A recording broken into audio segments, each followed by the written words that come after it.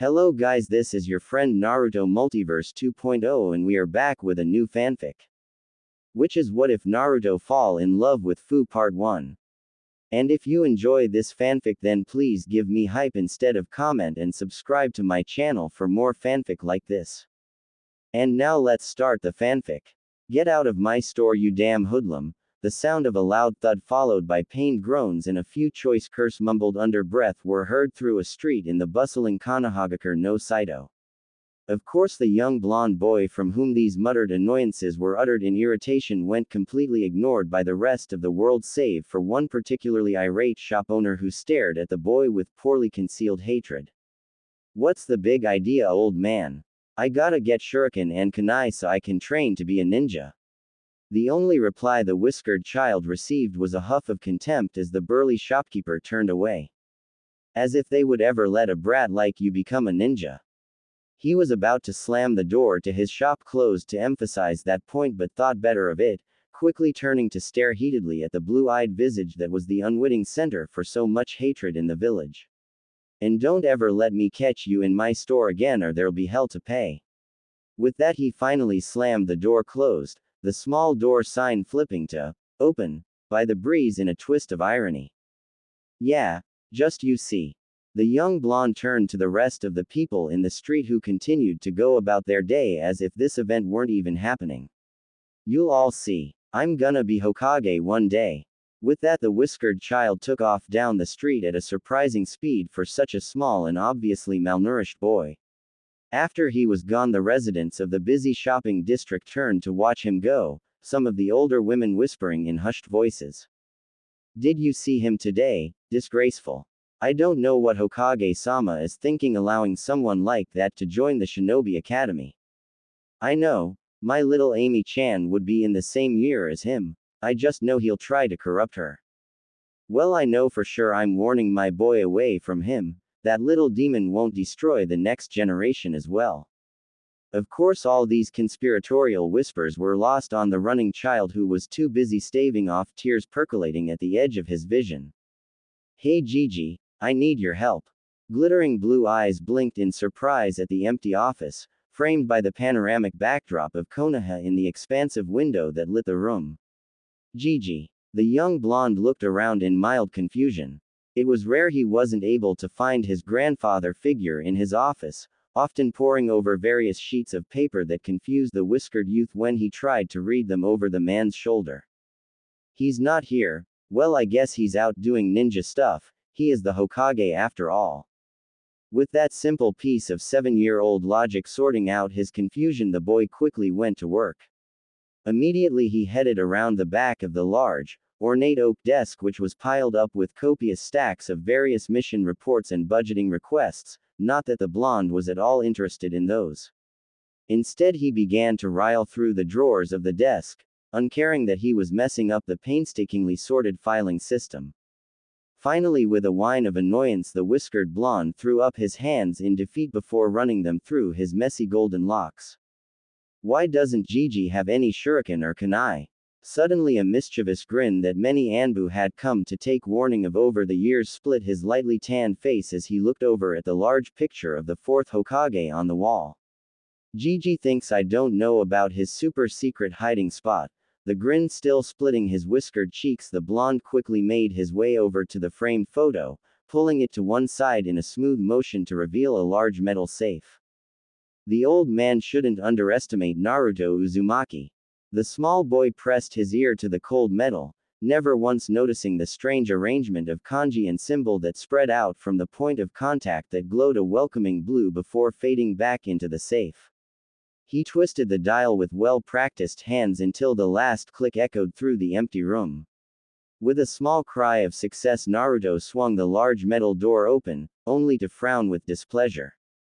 He had seen the old Hokage open the safe many times but he had never seen what was inside. Of course his childlike mind had instantly thought up many cool and mysterious possibilities which were all the more reason he was disappointed. A stupid scroll. Of course the scroll was about as tall as Naruto was himself but that was besides the point to the young blonde. Of all the things for Gigi to keep in an awesome safe like this and he chooses a dumb scroll.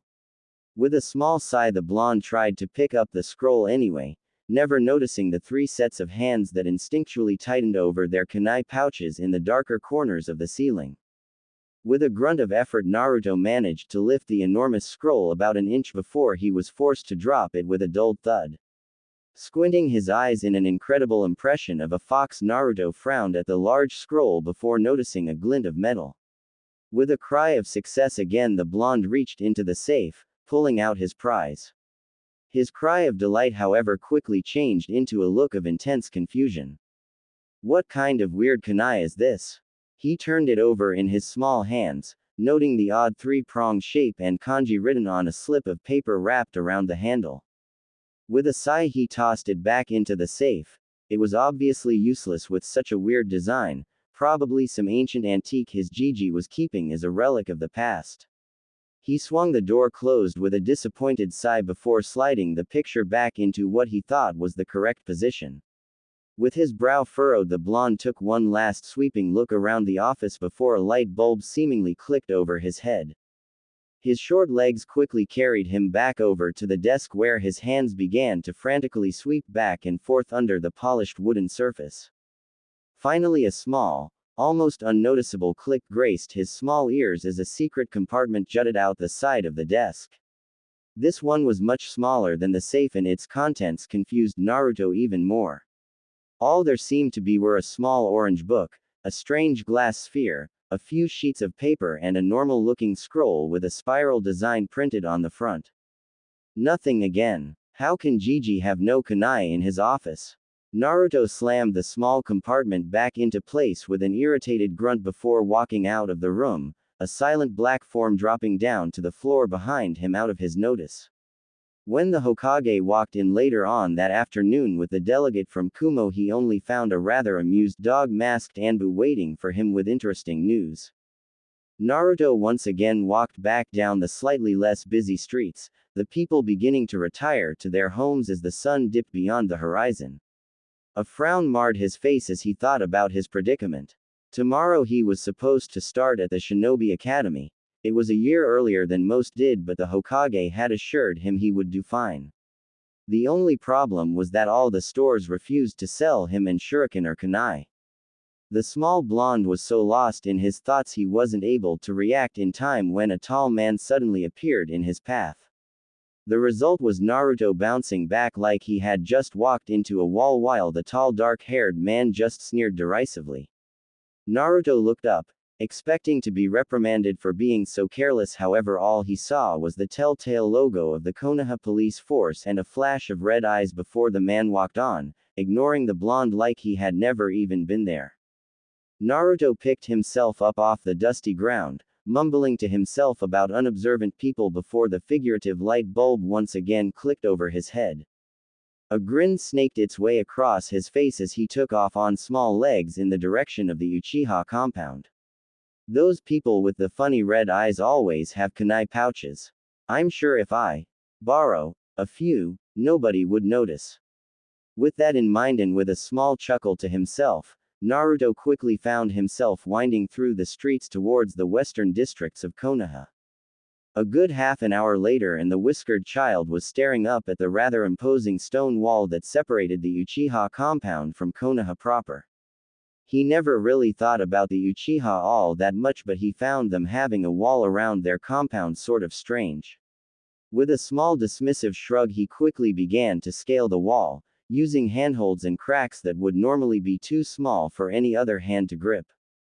Finally, with a slightly comical wiggling of his legs, he flipped himself over and dropped to the ground on the other side of the wall. He rubbed his head sheepishly as he looked down at the small flower bed he had crushed from his impromptu landing, but quickly pushed it from his mind. It was darker now, the sun having fully set beyond the horizon, and it provided Naruto with great cover as he stealthily, at least to him anyway, made his way through the back garden of whoever's home he had landed in. Strangely, none of the lights in the house were on. It wasn't that late at night. In fact, Naruto would usually be preparing himself a cup ramen for dinner about now. To satiate his curiosity, he peered in through a low window, but sure enough, the house seemed deserted. However, instead of trying to think why the blonde just grinned, This would make it all the easier to grab some kunai or shuriken. He tried to lift the window but it wouldn't budge an inch. With a small grunt of annoyance, Naruto abandoned it and quickly hurried back through the garden, out onto an empty street.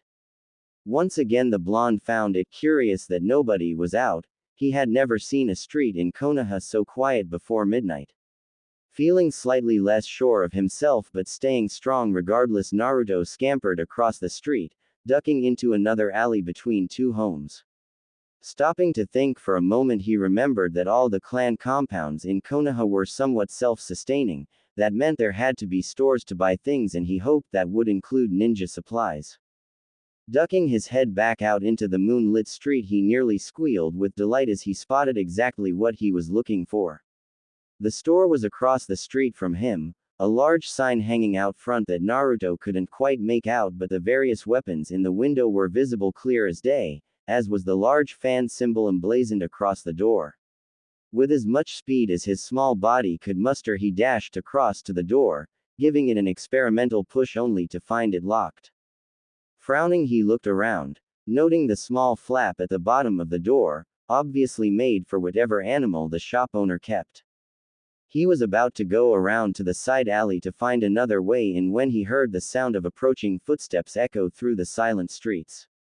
His eyes widened in surprise and fear of being caught. Naruto immediately ducked down, pushing himself through the small animal flap that was obviously never designed for human use. He quickly found himself stuck, his hips just a little too big to get through. However, as the footsteps came closer, he found a new burst of energy, scrabbling with all he could and finally managing to push his lithe body into the store. He sat there, leaning against the door, just panting as he calmed himself down. He was beginning to regret coming here. Generally people left him alone in Konoha, but sometimes the people would be slightly less forgiving. He noticed the people with red eyes tended to be among that group. Check around some more. I was sure I heard something. Naruto's heart nearly stopped beating in his chest as he heard the obviously male voice call out from the street. Yeah, I don't see anything. I'm sure you were just hearing things. I swear, you've been too jumpy lately, gotta calm down. Another voice joined the first, sounding much closer than his companion, making Naruto break out in a cold sweat. Shut up. You know Fugaku-sama's orders. While the meetings are taking place, the streets have to be cleared. We don't want anybody to find out what's going on. If there's a spy out here from the Hokage, we have to flush them out and deal with them. Even in his fear, Naruto managed to be confused by the conversation taking place now painfully close to him. Why would the Hokage need to spy on his own shinobi? That didn't make sense at all. To satisfy his burning curiosity, he ever so slowly poked his head up and looked out the window, only to immediately duck back down as he caught a glimpse of burning red eyes. Hey, what was that? The voice sounded suspicious and footsteps began to draw near to the shop he was hiding in.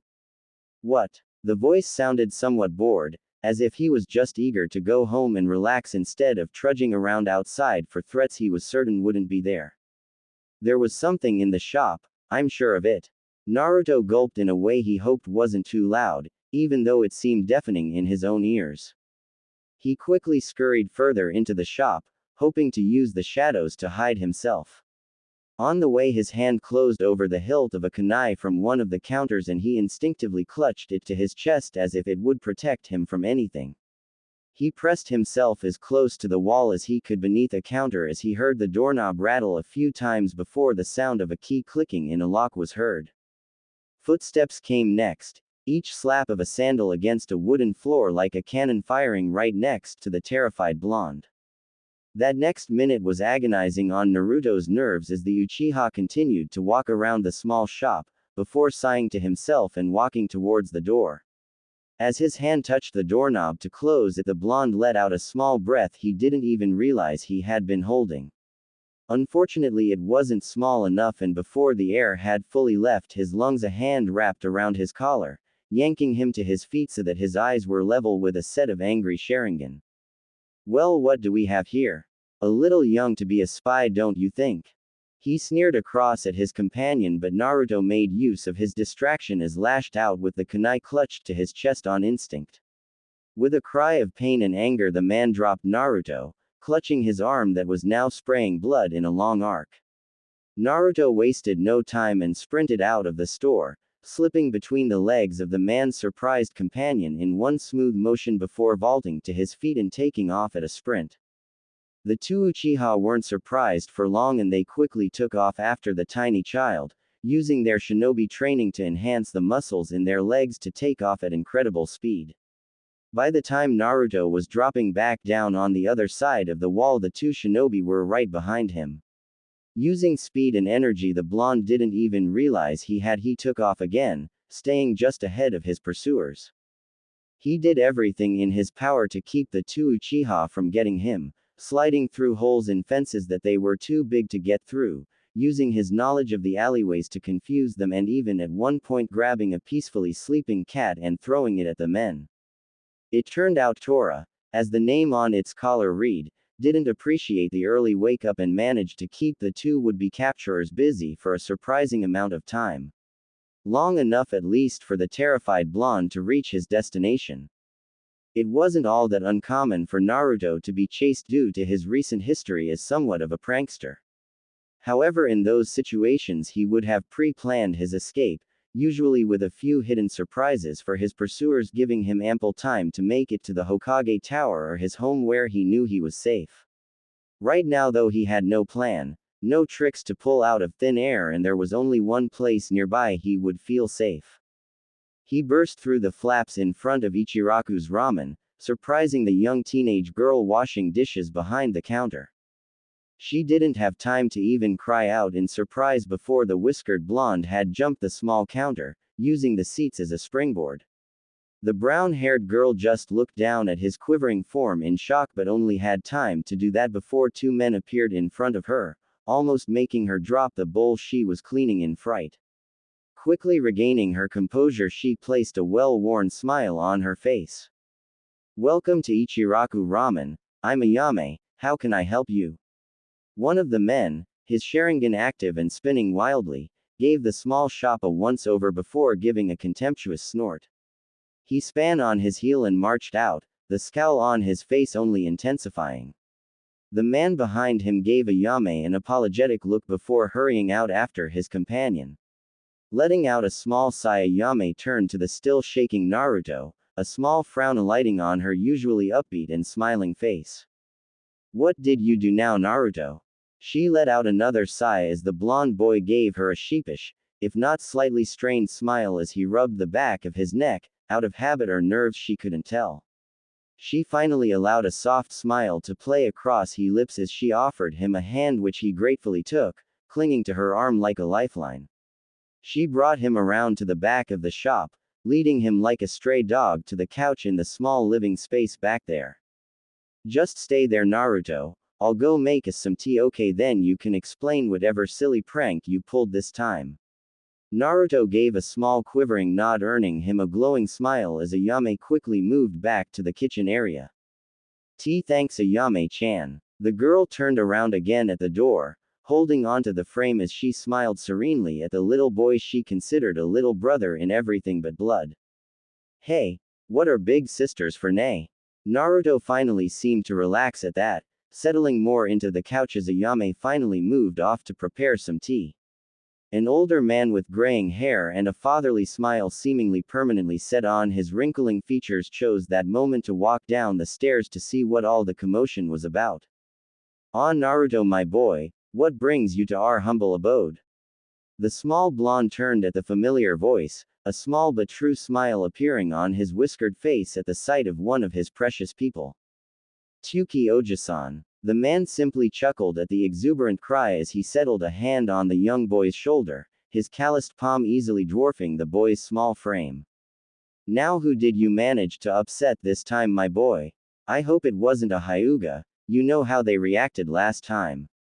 He let out a throaty chuckle as he fondly remembered Naruto half crawling into his store, one arm and leg having been at the receiving end of the Hyuga's fearsome taijutsu style. It had taken a few hours before the boy could feel anything at all in those limbs. Naruto, on the other hand, just had an indignant if somewhat sheepish look on his face. "I didn't do anything. They chased after me. Tsuki just gave him a knowing smile. Honestly, he believed the boy's pranks would one day get him in a lot of trouble. Still, he and Ayame would be waiting for him with a warm bowl of ramen and a warm smile at the end of the day, nothing less for their best customer and his surrogate son. Of course they did Naruto, and Iwagakure has a solid gold statue of the fourth Hokage. Naruto looked up at him with wide blue eyes, his face looking like a monkey who had been given a truckload of bananas. Really? That's so cool, TT Ibeo. Tsuki just gave a small sigh. He should have known better than to try and use sarcasm on somebody as innocent as Naruto.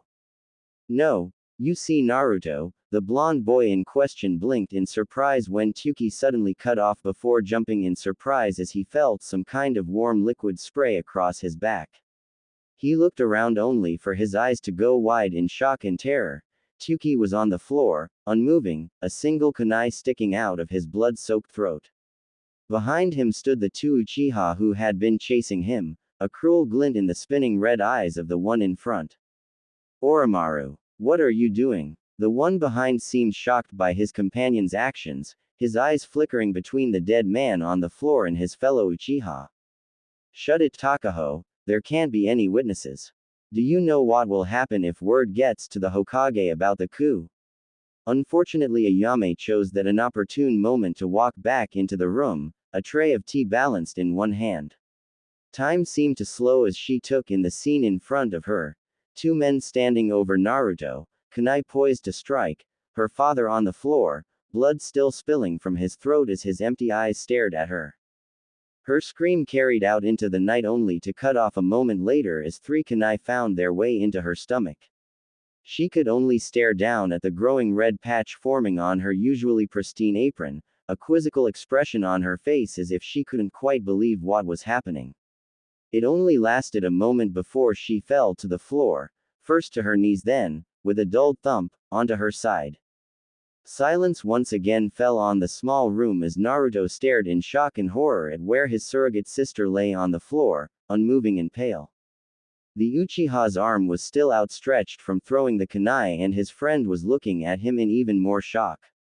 Then, as if a silent command had been given, everybody moved. Naruto scrabbled to his feet at the same moment the lead Uchiha lurched forward to grab him. The small blonde just avoided his grip, sliding across the floor to where Ayame had fallen.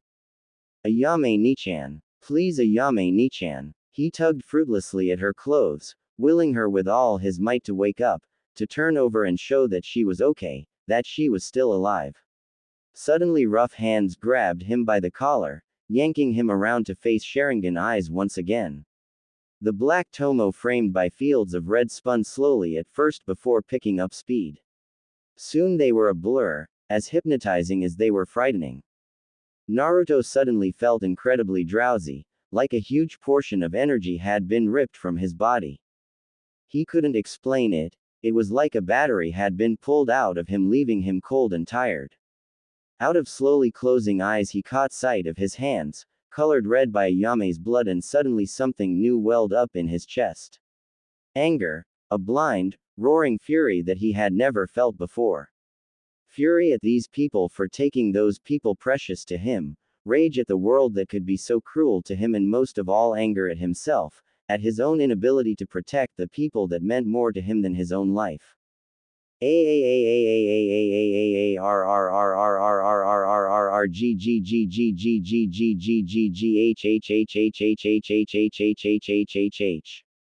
Pain. Sudden blinding pain welled up behind his eyes like somebody had lit them on fire. Suddenly he wasn't tired, he had more energy than ever. Everything seemed to slide into perfect focus, colors coming alive like they never had before. Then a pressure seemed to build up inside of him, welling up and begging to be released. Everything flashed for a brief moment in perfect clarity, time frozen as if captured by a picture then, nothing. Naruto woke up with a groan. He wasn't sure how long it had been, but he definitely wasn't in the hospital of his apartment, so it couldn't have been long. In fact, when Naruto looked up he could see the night sky, the moon stared back at him blankly. He lifted his head wearily, surprised to find himself in what looked like a large crater in the ground. He didn't want to be here to explain what happened when Ninja arrived, so he quickly staggered to his feet. His vision swam for a moment, but in a way he was unused to. Everything seemed more vivid than it used to. Colors were brighter and far more visible than they should be this late at night. What's more, a strange glow seemed to permeate the area, as if everything was emitting a strange ethereal light. Confused and disoriented, he quickly clambered out of the crater, his hands finding purchase on the recently disturbed earth with surprising ease. After a few moments of aimless wandering down the road, he finally stopped, falling to his knees. He never even noticed when he passed right out the gates, the Chunin guards strangely absent from their post. He just stared at the ground for a moment, the hard paving stones feeling rough and uncomfortable underneath his knees, not that he particularly cared. First one, then two small drops of liquid pattered onto the ground, staining it a slightly darker color. He stayed there for a while, just crying to himself silently as the full force of what happened hit him. At some point the skies above him opened and the rain began to pour, lightly at first but with increasing intensity. It was as if the heavens themselves shared in his lament. The only family he had ever known, the only people he had ever known to truly love and care for him were gone, killed in front of him. Not only that, but he had killed. There was no mistaking the sight of the two mangled corpses next to the large crater, the police force symbol emblazoned on ragged strips of cloth. It didn't matter that he had no idea how he did it, he just knew he did.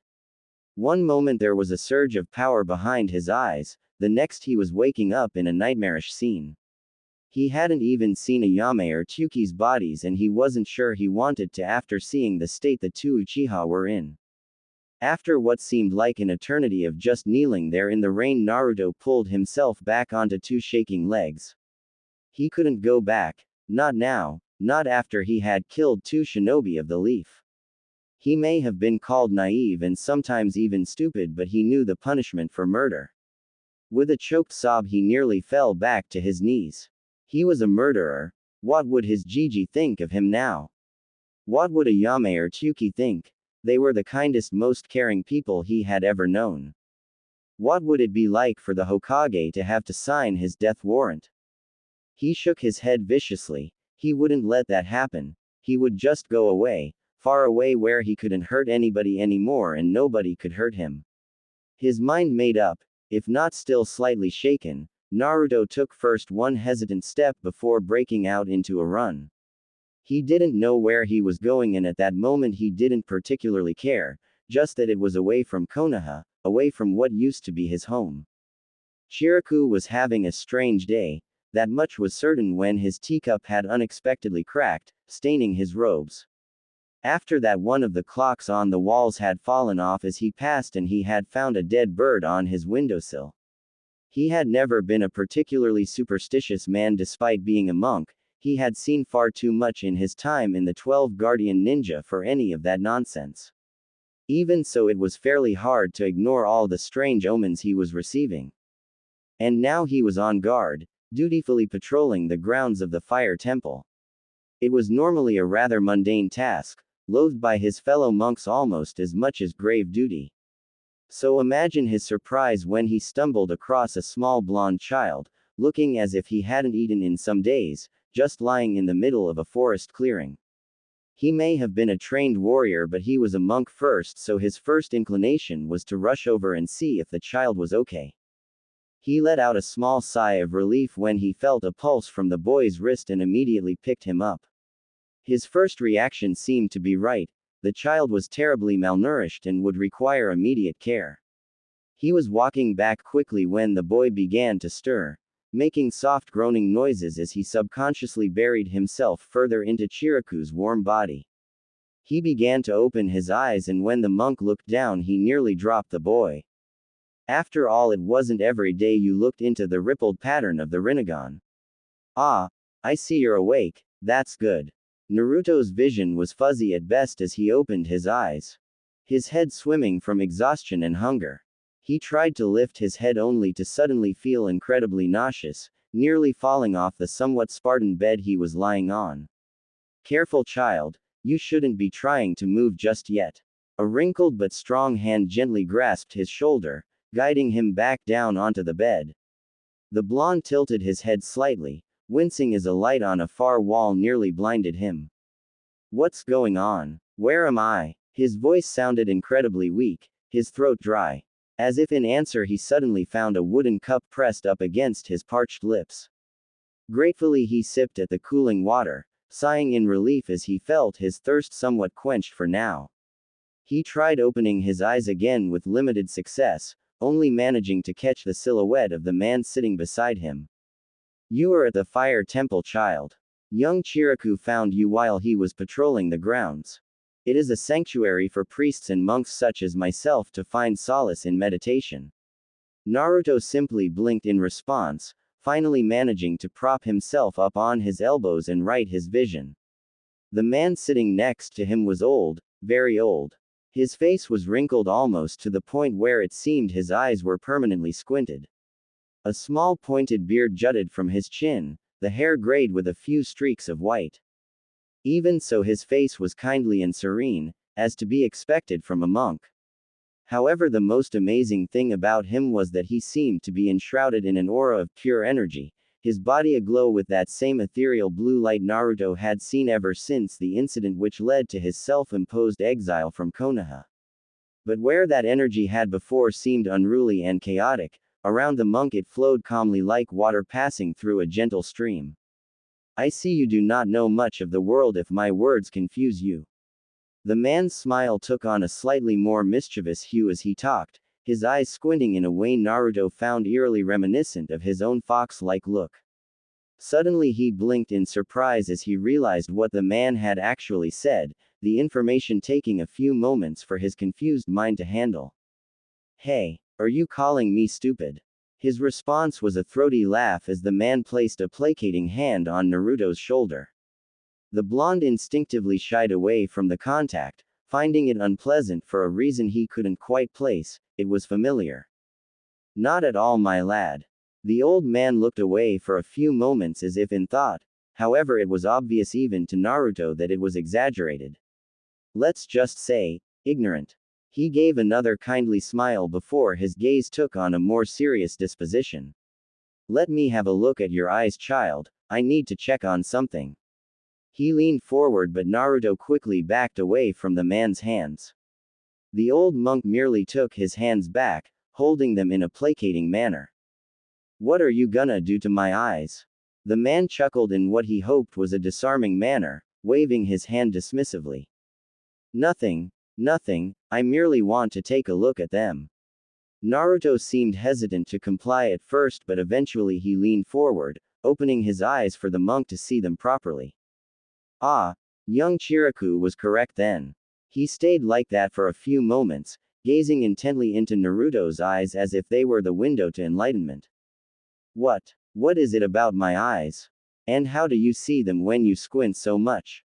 Once again the elderly monk merely chuckled, amused by the boy's brazen question. My, aren't you an energetic one? Tell me, what do you know about those eyes of yours? Avoiding Naruto's question, the man leaned back, gazing at the blonde evenly. Naruto simply looked confused as he blinked a few times, looking around for something reflective. My eyes. They're blue and they let me see stuff. What's it to you? The wizened monk raised an eyebrow at that as he reached inside the sleeve of his robe, producing a small hand mirror. Blue, you say? Is that what you see? Naruto took the small mirror presented to him with caution, before nearly dropping it in surprise. He stared intently into the reflective glass, looking one way, then another just to check what he was seeing was real. My eyes. What happened to my eyes? They look all weird. As Naruto fretted about his new appearance, the old monk gazed at him calmly, however a few more wrinkles appeared on his brow as he leaned back in. Those, my boy, are what are known as the Rinnegan, a dujutsu like the Sharingan or Byakugan. The blonde, drawn away from the mirror in his hands by the elderly voice, gazed at the monk in confusion. Dojuku. Sharingan. Bakulan. The monk chuckled to himself, not sure what he was thinking, trying to explain things such as these to a child. He offered a hand which the blonde seemed at first hesitant to accept but in the end took it anyway. Walk with me, child. We have a lot to talk about. Naruto gazed up at him, his new steely purple eyes wide with childlike innocence, even though behind that was something else. What's your name, my boy? They left the small room Naruto had been lying in and the blonde took the opportunity to look around. The corridor they were now in seemed just as bare and Spartan as the room he had awoken in. Seeing this, the old man beside him gave a warm, knowing smile and gestured to the bare walls and floor. This is a temple, child. We have little use for material possessions or gains. They are distractions from the pursuit of enlightenment. Seeing Naruto's confusion, he chuckled, rubbing the back of his head sheepishly in a very un-monk-like manner. We don't have a lot. Understanding now, the boy's eyes widened as he nodded his head. Yeah, I didn't have a lot back in Ko, he trailed off, looking down at the floor with a frown, the hand that wasn't occupied in the monk's clenching into a fist. Chukaku. Naruto looked up in surprise, shaken from his thoughts by the warm voice. The monk was looking down at him, his eyes squinted and a comforting smile across his features. My name is Chukaku, head monk of the fire temple here in Hai no Kuni. And yours? Naruto blinked once before coughing and rubbing the back of his head. Naruto. Chukaku seemed to draw in a deep breath, looking out a window into the grounds of the temple where a group of monks were running through their kata in perfect synchronization. Ah, Maelstrom, a good strong name. I feel your future will be filled with great things, if not hardship to get there. Seemingly pulled out of his trance-like state, he blinked rapidly, regaining his composure and earlier kindly stance. But as to only be expected, of course, we all must go through hardship to fully appreciate the gift that is life, nay. Naruto just stared at him strangely for a few moments in awkward silence before Chukaku coughed into his hand and began walking down the corridor again. Yes, well, anyway, you are more than welcome to stay here, Naruto. We cannot promise you a comfortable life, but you will have companionship and peace if you so choose. The blonde just stared up at him in wonder, his eyes wide in amazement. You would let me stay here? Chukaku merely chuckled to himself, not even bothering to turn around. Of course, what kind of monk would I be if I turned around a starving child on my doorstep? Come now, we shall go find you some food and a place to sleep. I'm sure Sora will be delighted to finally have somebody his own age to talk to. Suddenly the elderly monk felt Naruto stop, his hand slipping out of his wrinkled grip. He turned back only to see Naruto standing there, his head lowered with his messy hair shadowing his eyes. I can't. He sniffed loudly and Chukaku could see tears rolling down the boy's cheeks. I don't deserve it, I'm a monster. The young blonde was shocked though when he suddenly felt himself being embraced. Chukaku had taken him into a warm hug, gently patting the boy's back in a comforting manner. Don't say that, Naruto, you are not a monster. I refuse to believe any child such as yourself could ever be a monster. He stood up and for a moment Naruto was sad to feel the warmth from the embrace disappear. Quickly he found an old wrinkled palm held out before him, offering for him to take it. Come now, tell me your story. Naruto stood there for a moment before he wiped the tears off his face and took the outstretched hand. All right, Naruto, what do you know about chakra? The small blonde beside the old monk looked up to him with wide, naive eyes. Chitara. Chukaku merely chuckled as he patted the boy's head, much to the blonde's ire if his scowl was anything to go on. Naruto was now dressed in the more traditional robes worn by the fire temple monks, the loose linen clothing tied by a white sash. Chakra, Naruto. It is the lifeblood of the world, the energy that permeates everything and is produced in every living creature on the planet. By meditation and physical exercises, one can slowly gain control over their chakra, molding it and forming it ways that allow us to do many wonderful and otherwise impossible things. He looked down with the same kindly smile only to see Naruto look away disinterestedly. With a raised brow, Chukaku lightly bobbed the small blonde on the head with the end of his shikuju. Hey, what was that for? Shukaku merely put on an innocent smile as he hid the staff behind his body, despite it being taller than he was. Whatever do you mean, Naruto-kun? Although it is very poor manners to not pay attention when somebody is speaking to you. The young blonde merely scowled at the elderly man, rubbing his head lightly where he had been hit. However, when it looked like he would retort angrily, Shukaku merely twitched the hand holding his staff and Naruto backed off. Sorry, but this chakra doesn't sound all that amazing. Once again a solitary eyebrow rose on Shukaku's forehead as he began to walk towards a nearby wall, his shakuju jingling with each step. Oh no, you say you come from Konoha, right? Naruto didn't answer, but Shukaku caught his tensed posture out of the corner of his eye. That's a ninja village. At the mention of shinobi, the old monk could tell he now had Naruto's full attention. Chakra is what allows ninja to perform their various techniques in jutsu. If possible, at the mention of jutsu, Naruto became even more attentive. Jutsu. Like fireballs and those cool exploding tags.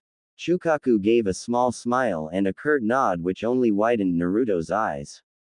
Correct. You see, by balancing and combining the physical and spiritual energies in one's body, you form chakra, which can then be controlled through the use of hand signs to mold in the way the technique requires. He stopped, standing next to one of the imposing walls of the temple, higher than most of the buildings it protected. However, that is not the end of it. Those skilled enough do not even require hand seals and can mold chakra through sheer concentration and focus. Naruto was practically bouncing on his feet at this point, so Shukaku decided to hammer the point home.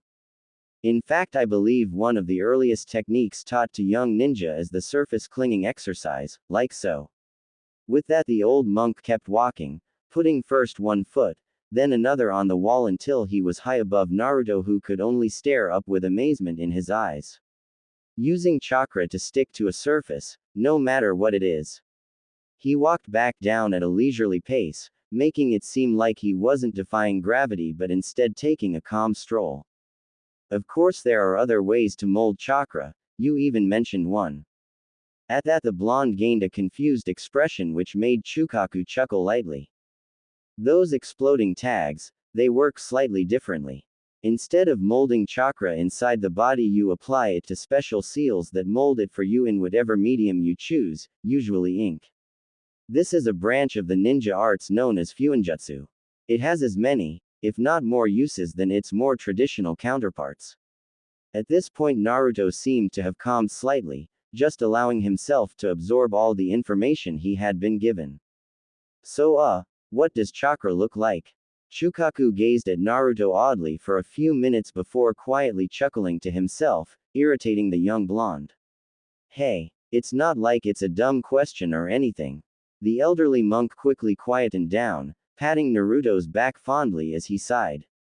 No, of course not. In fact, it is an excellent question, but probably one I should be asking you, all things considered. Naruto just looked up at him and in a manner as eloquent as ever he simply said.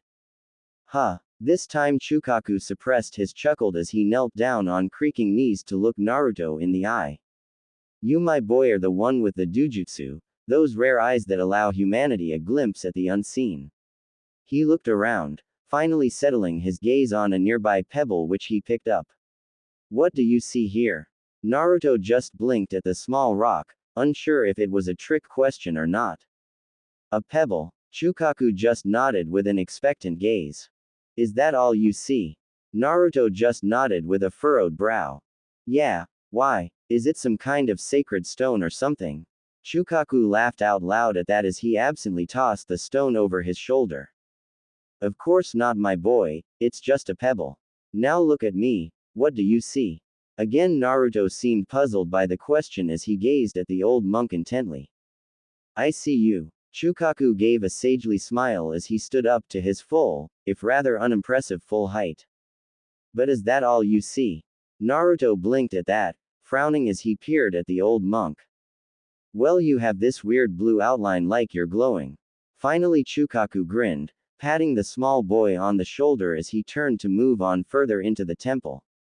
Well then, there's your answer. What you are seeing, or at least I can only assume, is chakra, My chakra to be specific. You could not see it in the pebble because it is not alive, so it cannot produce its own energy like plants or animals can.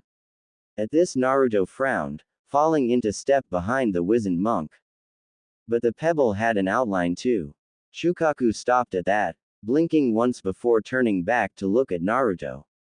It was kind of green, but it was weird, like I couldn't quite see all of it, like a puzzle piece without the rest of the puzzle. He groaned at that, one hand going up to pull at his hair in aggravation. I don't know how to explain it, but it's like that. Shukaku merely patted him gently on the shoulder, a serene expression on his face. It's all right, Naruto. Some people have spent their entire lives trying to unravel the mysteries of chakra and the many forms it comes in.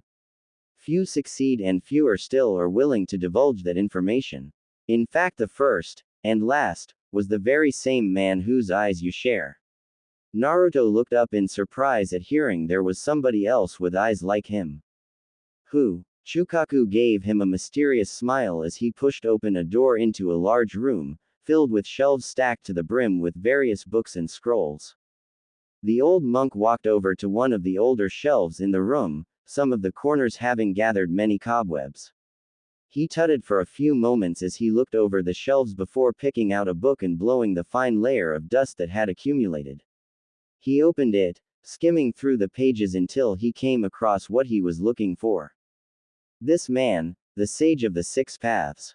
He dropped the book onto the desk, earning him a few stern looks from the other monks trying to read, as well as a small cloud of dust which had Naruto coughing. When his eyes finally stopped watering, he looked down at the page the book was open to. It was an image of a man, or at least the silhouette of a man, standing before an enormous beast with 10 tails and a single red eye filled with 9 tomo in concentric circles. A sword was in one hand and a shakuju in the other, held up as if warding the beast off. It seemed to be a rubbing of a wood carving, as there were no photos from that era. Who was he? Shukaku looked down at the image of the man said to be the founder of Shinobi, the first man to both discover and unravel the mystery of chakra. Well, by your eyes I suspect your ancestor, distantly of course. He was said to have lived over 1,000 years ago after all. Shukaku flipped the page, revealing another image, this time of a rather crudely drawn but nonetheless shockingly similar image of a pair of Rinnegan eyes. Naruto traced the circles radiating out from the pupil with awe in his eyes, even as his other hand lifted up near his own eyes. What was he like? Shukaku chuckled lightly at that. He could remember standing before this very book in one of his countless sessions with his own master, the previous head monk, asking that very same question, so he knew just what to say. Unfortunately, not much is known about him.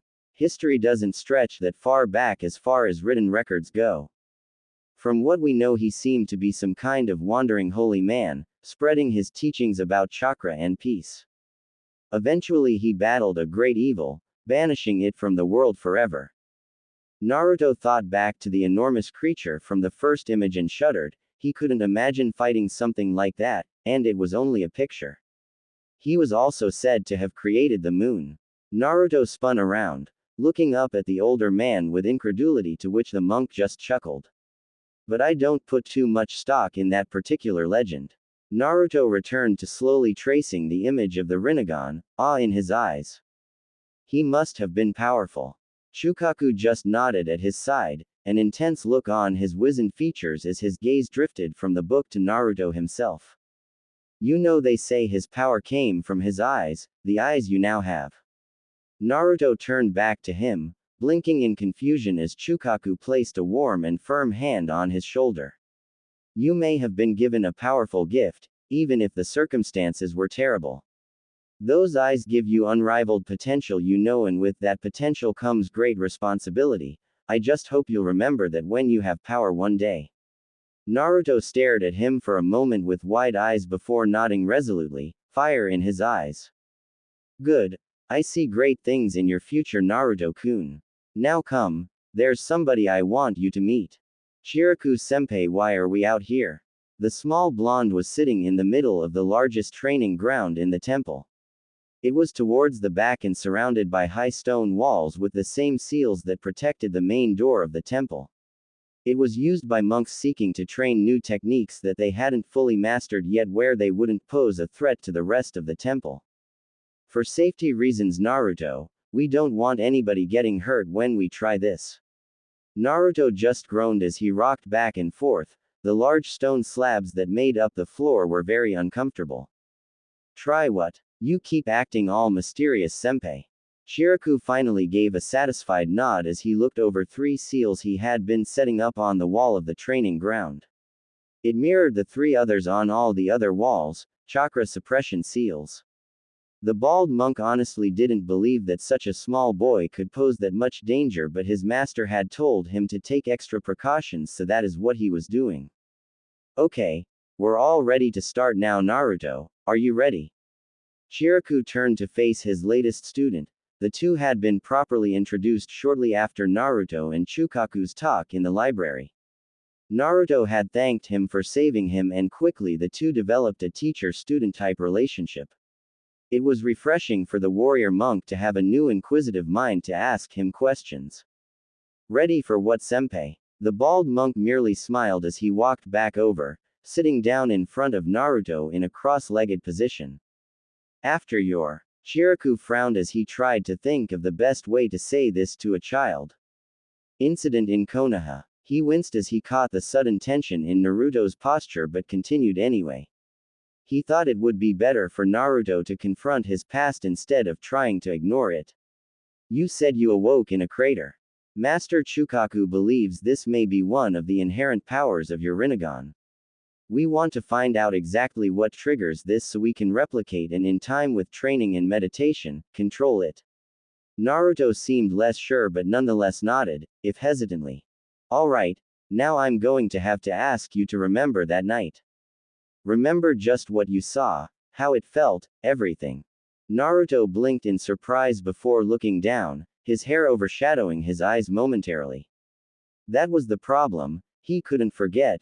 He remembered every detail of that night like it was forever burned into his memory, that, and everything after it. The feel of Ayame's blood on his hands, the intense fear and self-loathing as he stared up at those spinning red eyes, the coppery tang in the air and the echoes of Ayame's scream still ringing through the room. Shiraku became alarmed as he felt an enormous amount of chakra build up inside Naruto. It was far more than a boy of his age should have been able to mold. Heck, it was big for a Chunin-level ninja. He backed away from the boy when he noticed tears begin to stream down his face, the pressure building up inside him growing stronger as the chakra was diverted to his eyes in one massive burst. Words that weren't his own suddenly appeared in Naruto's mind. It felt like saying them was the most natural thing in the world, instinctual almost. Shinra Tensei. Just like that, the room exploded. When the smoke finally began to die down and Naruto stopped coughing, he once again found himself in a large crater, this time slightly shallower thanks to the seals suppressing a great deal of the damage. Even so, the effects of whatever he did were immense. Cracks had appeared in the slabs all around the crater, in some cases snaking out to the walls. Now that he could actually observe the after effects, he could see it wasn't a perfectly circular crater. Most of the damage was in front of him, making it more egg-shaped. He blinked suddenly as he realized something was wrong. Shiraku-senpai. Naruto glanced around, not spotting the bald monk anywhere, at least until the rest of the dust in the room settled. Shiraku-senpai. The blonde dashed to his feet, rushing over to Chiraku's still form propped up against a wall. His robes were tattered and in places torn, while it looked like he himself had been thrown against a very hard rock, repeatedly. Naruto just stood there in front of him, his eyes wide and watering. He collapsed bonelessly to his knees, his fingers clutching the fabric of the older monk's robes tightly as his body was racked by intense sobs. Suddenly he felt the body beneath him move as Chiraku took in a shuddering breath. The trained mink looked up into the mop of blonde hair, trying to bury itself into his chest before chuckling lightly, only to wince in pain as his chest burned. Well, the first thing we need to do is work on meditation. Can't have you doing this to every training ground we have, nay? The small blonde looked up, tears in his eyes and staining his whiskered cheeks before he wrapped his tiny arms around Chiraku as far as he could. The monk winced at the pressure but just resigned himself to rubbing comforting circles on the boy's back as he looked around the training field. The damage was immense, even with the suppressing seals that he knew for a fact could withstand an A-ranked fire jutsu without so much as a scorch mark. Yet here this 7-year-old body had managed to put a crater in it about a foot deep with just a simple burst of chakra, at least that was what it had seemed like. It was certainly no wind jutsu. Chiriku had felt his share of those sparring against Asuma. He had never seen anything quite like it before, and that said a lot in his opinion. Such power for one so young. Master Chukaku was right about you, Naruto. You will grow up to be strong. The bald monk smiled at the thought even as another streak of pain flared in his chest, and I'll be there to guide you along the way for as long as I can.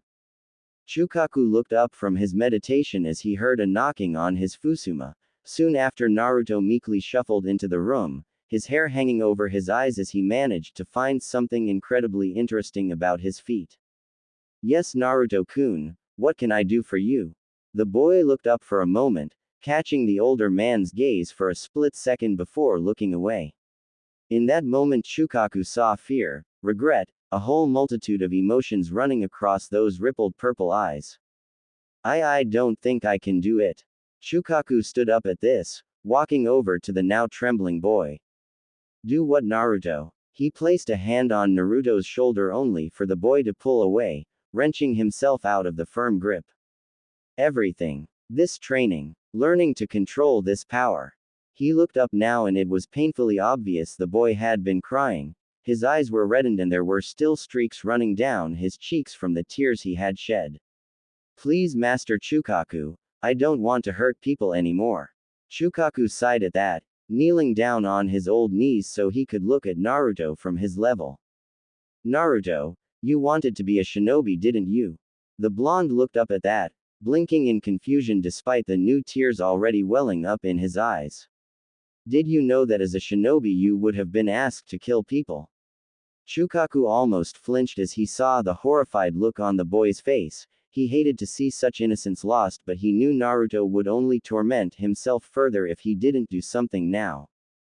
No ninja is without blood on their hands, not even the Hokage. Chukaku shook his head at that, especially not the Hokage. Naruto had stopped shaking now, looking at the elderly monk with a look caught between his sorrow and slight interest. But do you know what separates most shinobi from common thieves and murderers? Naruto blinked once, somehow unable to tear his gaze away from Chukaku's as he slowly shook his head. They know what they fight for, be it for the home they spent so long protecting, or the bonds they made with the people they care about in order to protect them. The elderly monk sighed, even he had at one point fought and killed. You know, Naruto, after some men experience war and bloodshed they forever vow never to harm anybody ever again, to shy away from all conflict. His eyes hardened at that as he almost lost himself to a lifetime of nostalgia and regret.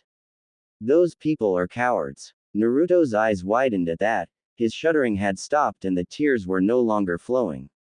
Seemingly remembering what he was doing, Chukaku looked back around, a warm expression back on his face. You see, Naruto, peace is not about avoiding fights, it's about choosing them. Naruto blinked in an uncomprehending manner as Chukaku once again grasped him firmly on the shoulder. He didn't shy away from the touch this time. Choosing them. The head monk nodded once, a rather far-off look in his eye before he shook it off. You have a great power at your disposal and with patience and training you can master it, becoming strong, very strong. But it is what you do with that strength that will define what kind of person you will become. Knowing how and when to use that power is what matters. The quest is finding what exactly you are willing to fight for, and that is a journey every human will embark on at some point in their lives. Chukaku left it at that as the room descended into a calm but not uncomfortable silence. Finally, the small blonde seemed to find some resolution deep inside himself and nodded firmly, spurred on by the kindly monk's words. I think I understand now, thank you, master. Chukaku just gave a small serene smile as he watched the blonde quietly exit his room, a thoughtful expression that had no place on any child's face firmly set into his features. Chukaku sighed as he got back up and walked back to the spot he was in before to resume his meditation. Before he did though, he took one last look at the retreating shadow he could see through the Fusama. I hope so, Naruto-kun, for your sake. Damn it, Naruto. Stop moving around so much. The sound of limbs slicing through air and the occasional grunt of exertion echoed through the small training room on the eastern edge of the fire temple as two combatants constantly moved back and forth in a graceful dance of punches and kicks. Maybe you just need to move faster, Sora. A grinning blonde ducked under another high kick before gracefully sliding through his opponent's legs. Before he could remove the other combatant's base though, the other boy jumped up, aiming for a heavy axe kick. At the last moment though, he suddenly found himself falling faster than he expected, throwing him off balance and leading to him falling in a crumpled heap on the ground. That's another point to me, Sora. The dark blue-haired boy looked up with a pained groan at the hand outstretched in front of him before taking it with a few mumbled curses. How many does that make now? 5-2. Sora scowled at the grinning blonde before pushing the hand away in irritation. I would have had you that time if you hadn't used your gravity manipulation. It's cheating. Naruto just chuckled as he patted his friend on the back. All's fair in love and war, as Chiraku-senpai says. Sora just scoffed as a smile finally broke out on his face.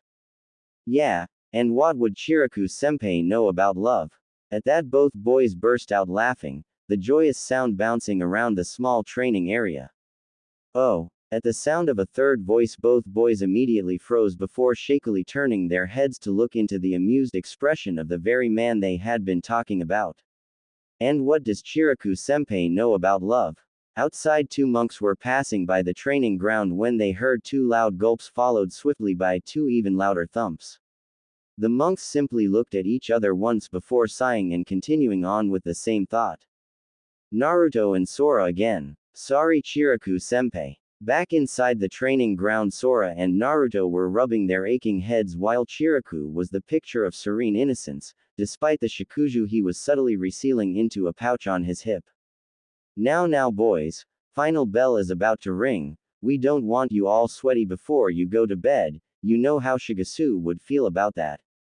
Both boys nodded immediately with slight fear in their eyes. They knew exactly how the old grumpy keeper of the temple would feel about that, and the mere thought had them rubbing various phantom pains. Alright, Chiraku-senpai, but first I gotta show you something. The older monk simply raised an eyebrow at the excited blonde. A year living in the temple really hadn't done all that much to calm his energetic spirit.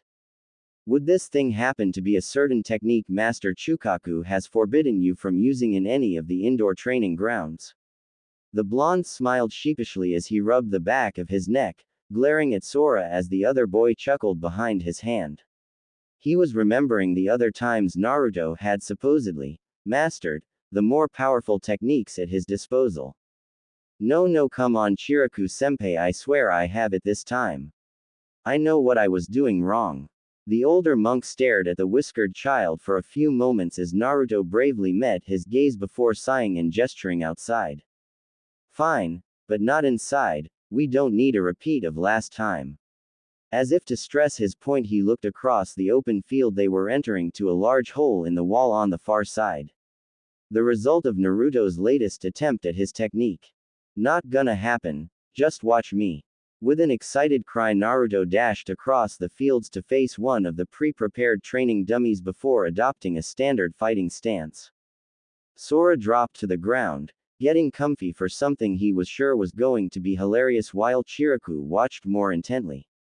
Naruto relaxed himself, concentrating on the pool of energy deep inside himself, drawing it out and directing it through his body. He allowed it to build up inside him but controlled it from becoming too strong. He had learned the consequences of that the hard way. Finally, he pushed the chakra to his eyes and hand at the same time, simultaneously bringing one arm up so his palm faced outwards in one smooth motion. Shinra Tensei. Sora and Chiraku could only watch on, amazed as the training dummy was summarily obliterated by the veritable wall of gravitational forces slamming into it. It soared across the field, flying out of sight over the roof of the next building over, raining stuffing and bits of hay down as it went. Unfortunately, that wasn't the only thing that went flying. Whoa! Almost as fast as the training dummy was blasted away, Naruto was sent flying back in the opposite direction. However, he came to a much quicker stop, embedded in a wall a few feet away. Like a marionette with its strings cut, he flopped to the ground, leaving a surprisingly accurate imprint of his body in the wooden wall. A few seconds of silence passed before Sora burst out into an uncontrollable fit of laughter. Even Jinchūriki had to stifle a few chuckles before walking over and helping his student up from the ground. I'm impressed, Naruto. You finally managed to direct the force of the technique, although you might need to work on counteracting that force on yourself. Naruto just nodded limply, his eyes looking slightly distant as he gazed up at the three sets of his senpai looking down at him. Soon after, Sora came over and gave Naruto a shoulder to lean on, but not before he finished his laughing fit. Even so, while he found his friend's misfortune as funny as any good friend would, he had to be impressed by the sheer power behind the attack. He certainly wouldn't want to be on the receiving end of it. Alright, Jinchūriki-senpai, I'll help Naruto to his room. We were going to have another spar, but I don't think he's in that condition right now. Jinchūriki just nodded once before turning and retiring to his own quarters, even as the evening bell began to toll around the temple. Sora hefted Naruto up so that his arm was slung around his friend's shoulders and began walking in the direction of the living quarters. You're always doing this, you know. His only response from the blonde was a groan and a small chuckle which made the monk in training smile. You're always trying to do the impossible. Again, he didn't get much of a response from his injured friend. Even so, you'll go ahead and try it over and over again until you get it right, won't you? He looked down and found Naruto grinning weakly up at him, a knowing glint in his squinted eyes. And then you'll try and one-up me. Sora chuckled at that but didn't deny Naruto's statement. What can I say? You're a bad influence on me. And stop doing that, you look like Master Chukaku when you narrow your eyes. Naruto just nodded wearily before allowing his head to droop again. By now they had reached Naruto's room, and with a bit of maneuvering on Sora's part he managed to slide open the fusuma and lie Naruto down on his futon. Get some rest and we'll see tomorrow how the score turns out. He looked around when he got no reply but saw that Naruto was already asleep. Sora just chuckled as he slipped out of the room quietly. His friend was a real idiot sometimes. Sora, this is Naruto. He'll be staying at the temple with us for the foreseeable future, and I want you to show him around the temple. Blonde hair peeked out nervously from behind Chukaku's robes, catching the young trainee monk's attention. Ohio, I'm Naruto. The blue-haired youth just stared at the boy for a few moments before tentatively holding out his own hand as they shook. It was an obviously awkward scene, neither child having had good experiences with people their own age, or in Sora's case, no experience period. Good. I know you two will become the best of friends. Now I have some paperwork to do, so run along. With that, the elderly monk turned on a heel and calmly trotted away from the scene. So, what's it like being a monk? Sora just blinked at the whiskered boy before looking away at a wall. I don't really know. I've always lived here, so I don't know much else, but it's nice. Naruto nodded at that with a small smile as his posture became less tensed. So what do you do for fun? Sora blinked again, finding this very different to talking with the monks who were always very reserved and self-assured. Well, we have breakfast in the morning followed by meditation and training, then lunch then. Naruto waved his hands in front of him, cutting the boy off. No, I mean like for fun. In your spare time and stuff. When you're not training or anything. Sora frowned as he looked at Naruto. This was a surreal experience for the boy, that was for sure. Well, the library is always available for recreational reading. Naruto blinked once before hanging his head down, a metaphorical cloud suddenly appearing over his head.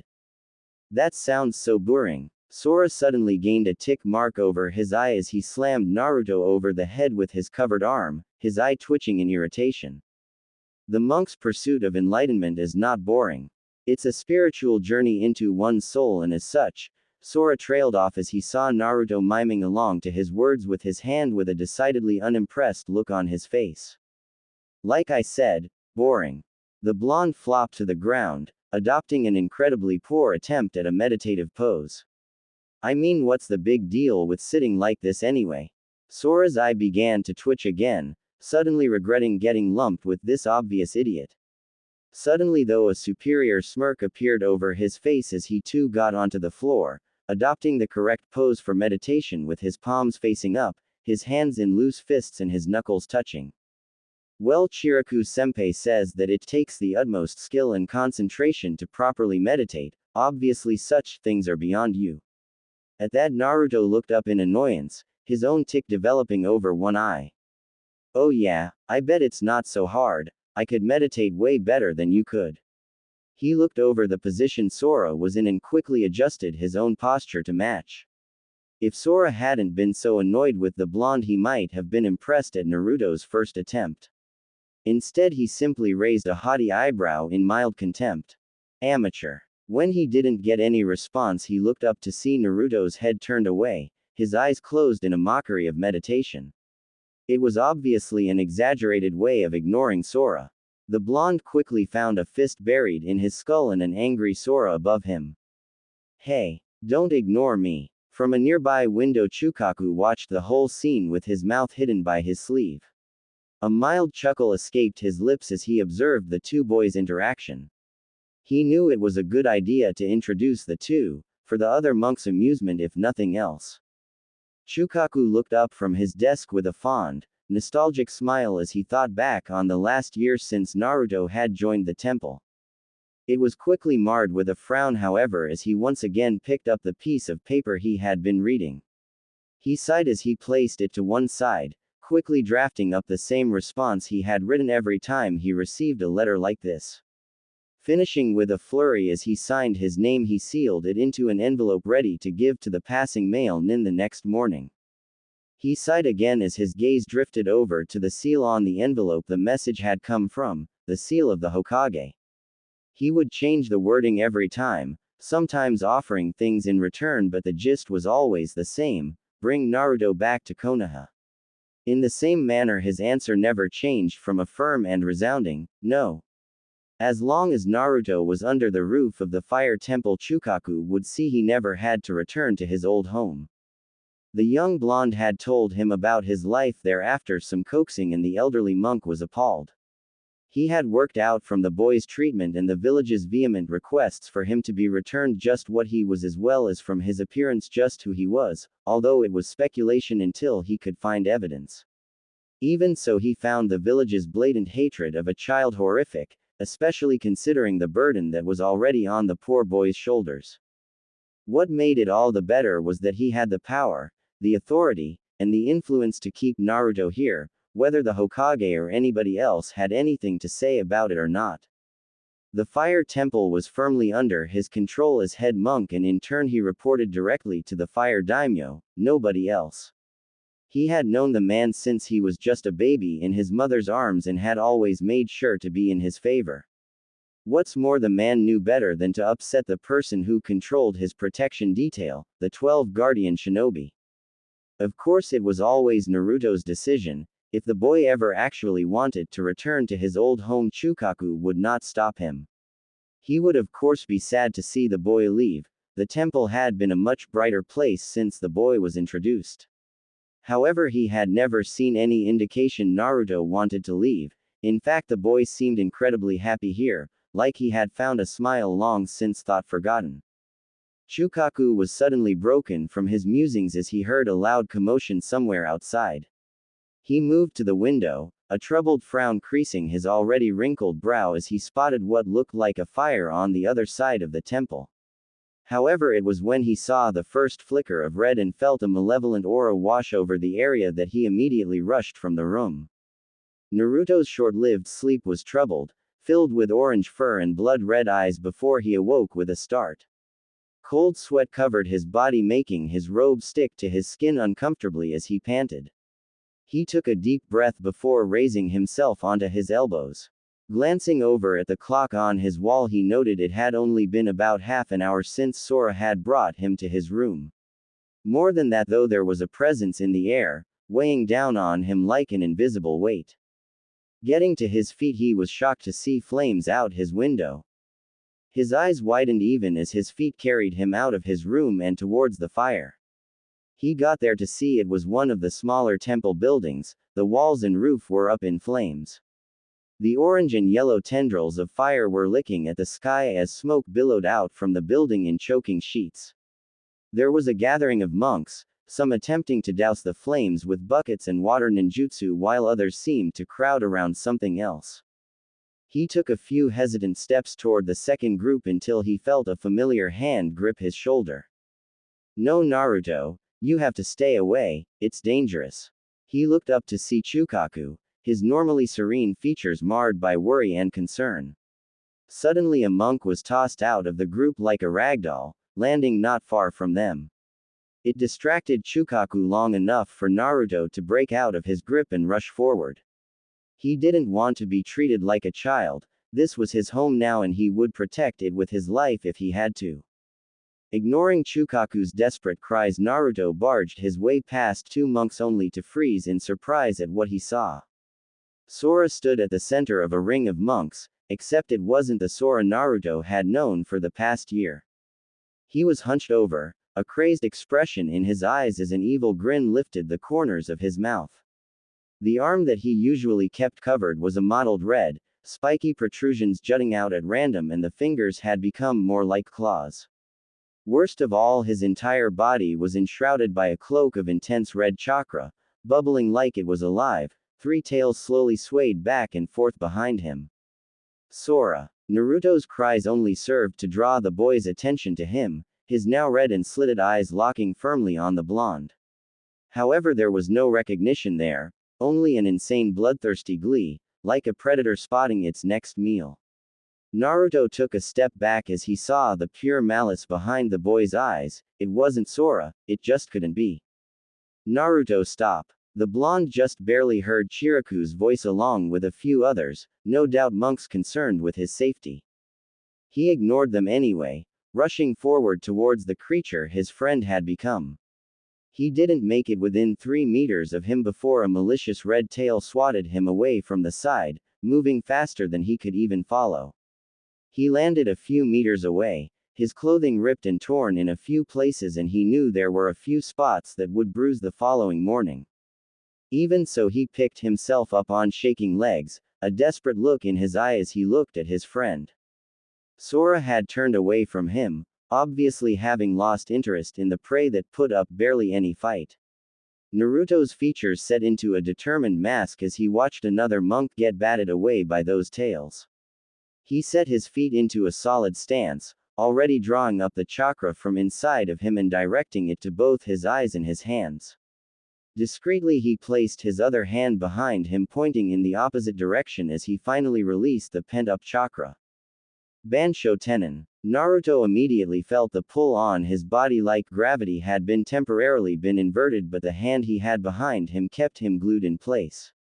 Sora, on the other hand, was in no such luck as he suddenly found himself flying through the air towards Naruto, unable to react in time to do anything about it. The blonde had already pulled his hand into a fist, ready to knock some sense into his friend. However, at the last moment it unfurled. The possessed Sora blinked in confusion as he suddenly found himself wrapped up in an iron-like grip. Naruto's hands were firmly wrapped around his friend's back, his chin over one shoulder.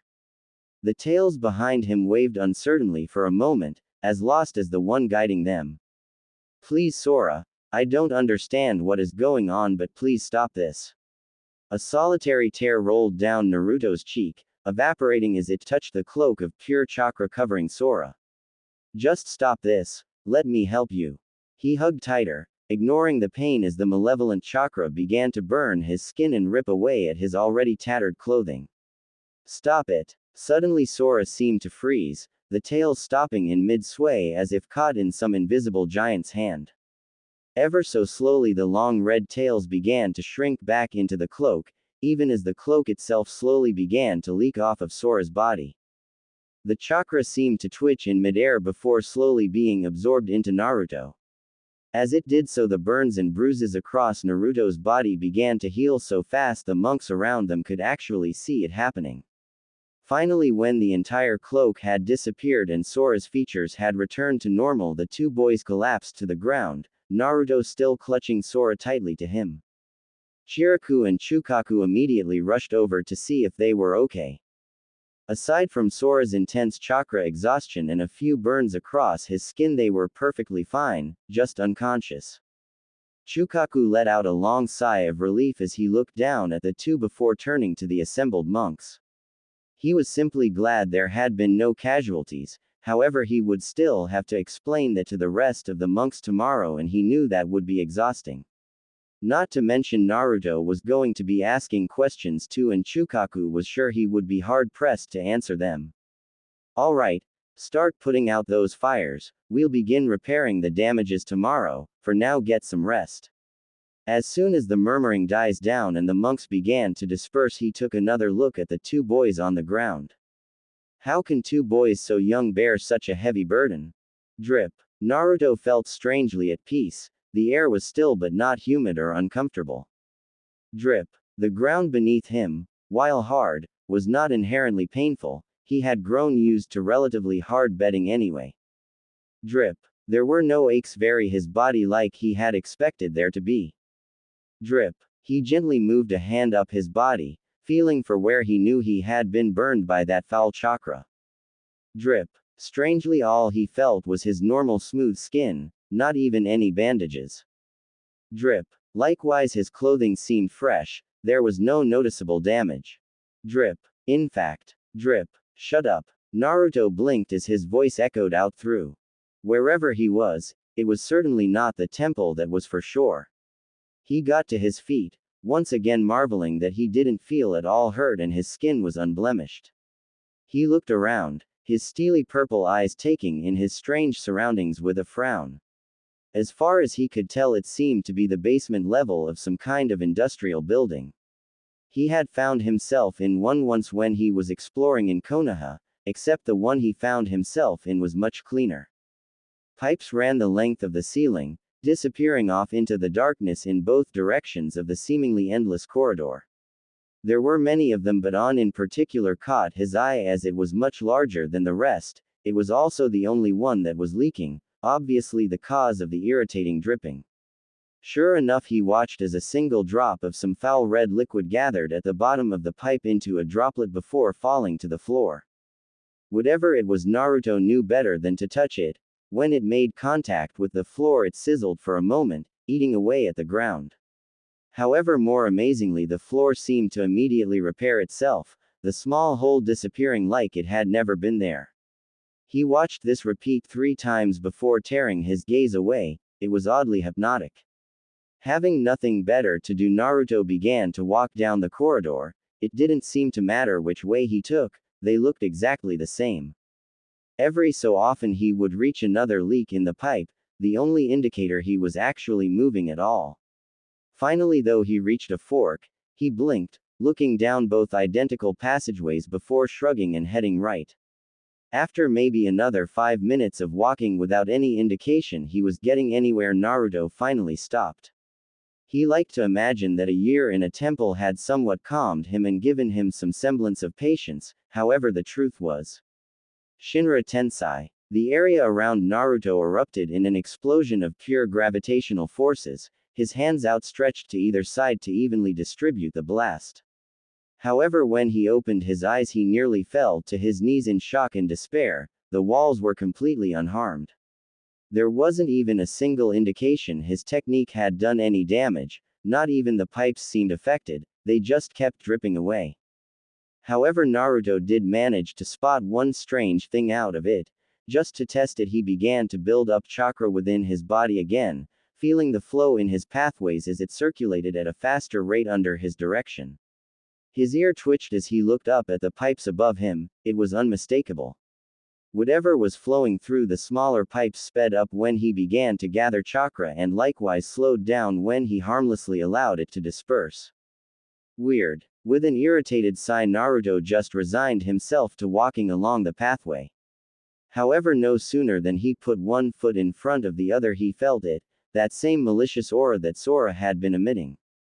His eyes widening in panic, Naruto took off at a sprint down the corridor in the direction he felt the presence coming from. If Sora was having another attack, he needed to be there for his friend. After another 5 minutes of running, as Naruto became increasingly worried, he finally turned a corner only to skid to a stop. In front on him was a massive room, a change from the otherwise cramped hallways, but the most noticeable feature was the enormous metal gate spanning the length of one wall, and behind it, Naruto couldn't be sure. Darkness stretched on beyond the gate, showing no visible floor or ceiling, making it seem like Naruto was staring out into nothingness. Of course, it didn't stay that way for long. Two enormous eyes cracked open in the darkness as Naruto stepped into the room. Their slitted black pupils framed by red stared through him, piercing him with their gaze. They were followed by an equally large mouth, teeming with teeth as it stretched into a horrific facsimile of a grin. Each gleaming white tooth was taller than Naruto was himself and looked like they could tear through just about anything. So my jailer finally honors me with his presence, and with a gift of my own chakra, no less. How very. The two massive eyes narrowed slightly as whatever invisible head they were attached to lowered to better look at Naruto, simultaneously pulling in a deep breath of air. Thoughtful. Large white claws, much bigger than the teeth, appeared at the base of the cage door, gently stroking the bars with a deafening ring of metal.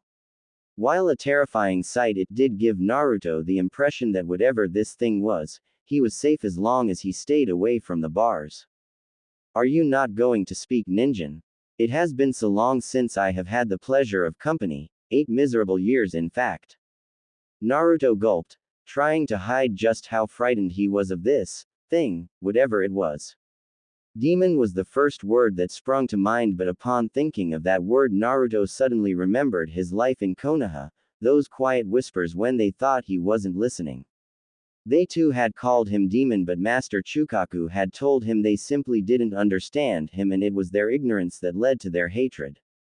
Hello, I'm Naruto. The great eyes once again focused on the small child, the head lowering even further so that they were almost at eye level with one another. It wasn't that hard, considering Naruto was about as tall as the diameter of the eyes. I know your name, Ninjin. I listened to you shout it out every time you made that foolish declaration of becoming Hokage. The creature seemed to spit the word Hokage like it left a sour taste in its mouth. By its voice, Naruto would assume it was male, but it was so loud and booming he couldn't really tell either way. What's yours? Suddenly the creature laughed, a deep, bellowing chuckle that resounded in the small space, at least small in comparison to itself. However, the laugh contained no humor, it was more mocking than anything. Just because you have those eyes, Ninjin, do not presume you can hold a candle to their original owner. The creature slammed its remaining invisible paw down somewhere in the darkness beyond the cage, the boom resounding through the room. Its eyes narrowed dangerously as Naruto didn't even flinch, its mouth once again stretching into a sickening grin. Do you not fear me, Ninjin? Its voice was low, like a soft grumble. Despite its sheer volume in Naruto's ears, it also didn't particularly sound like a question. Naruto stood firm though, quickly shaking his head defiantly. Master Chukaku says that fear is the natural human response to something we don't understand. But if we don't choose to try and understand, it will lead to ignorance and unfounded hatred.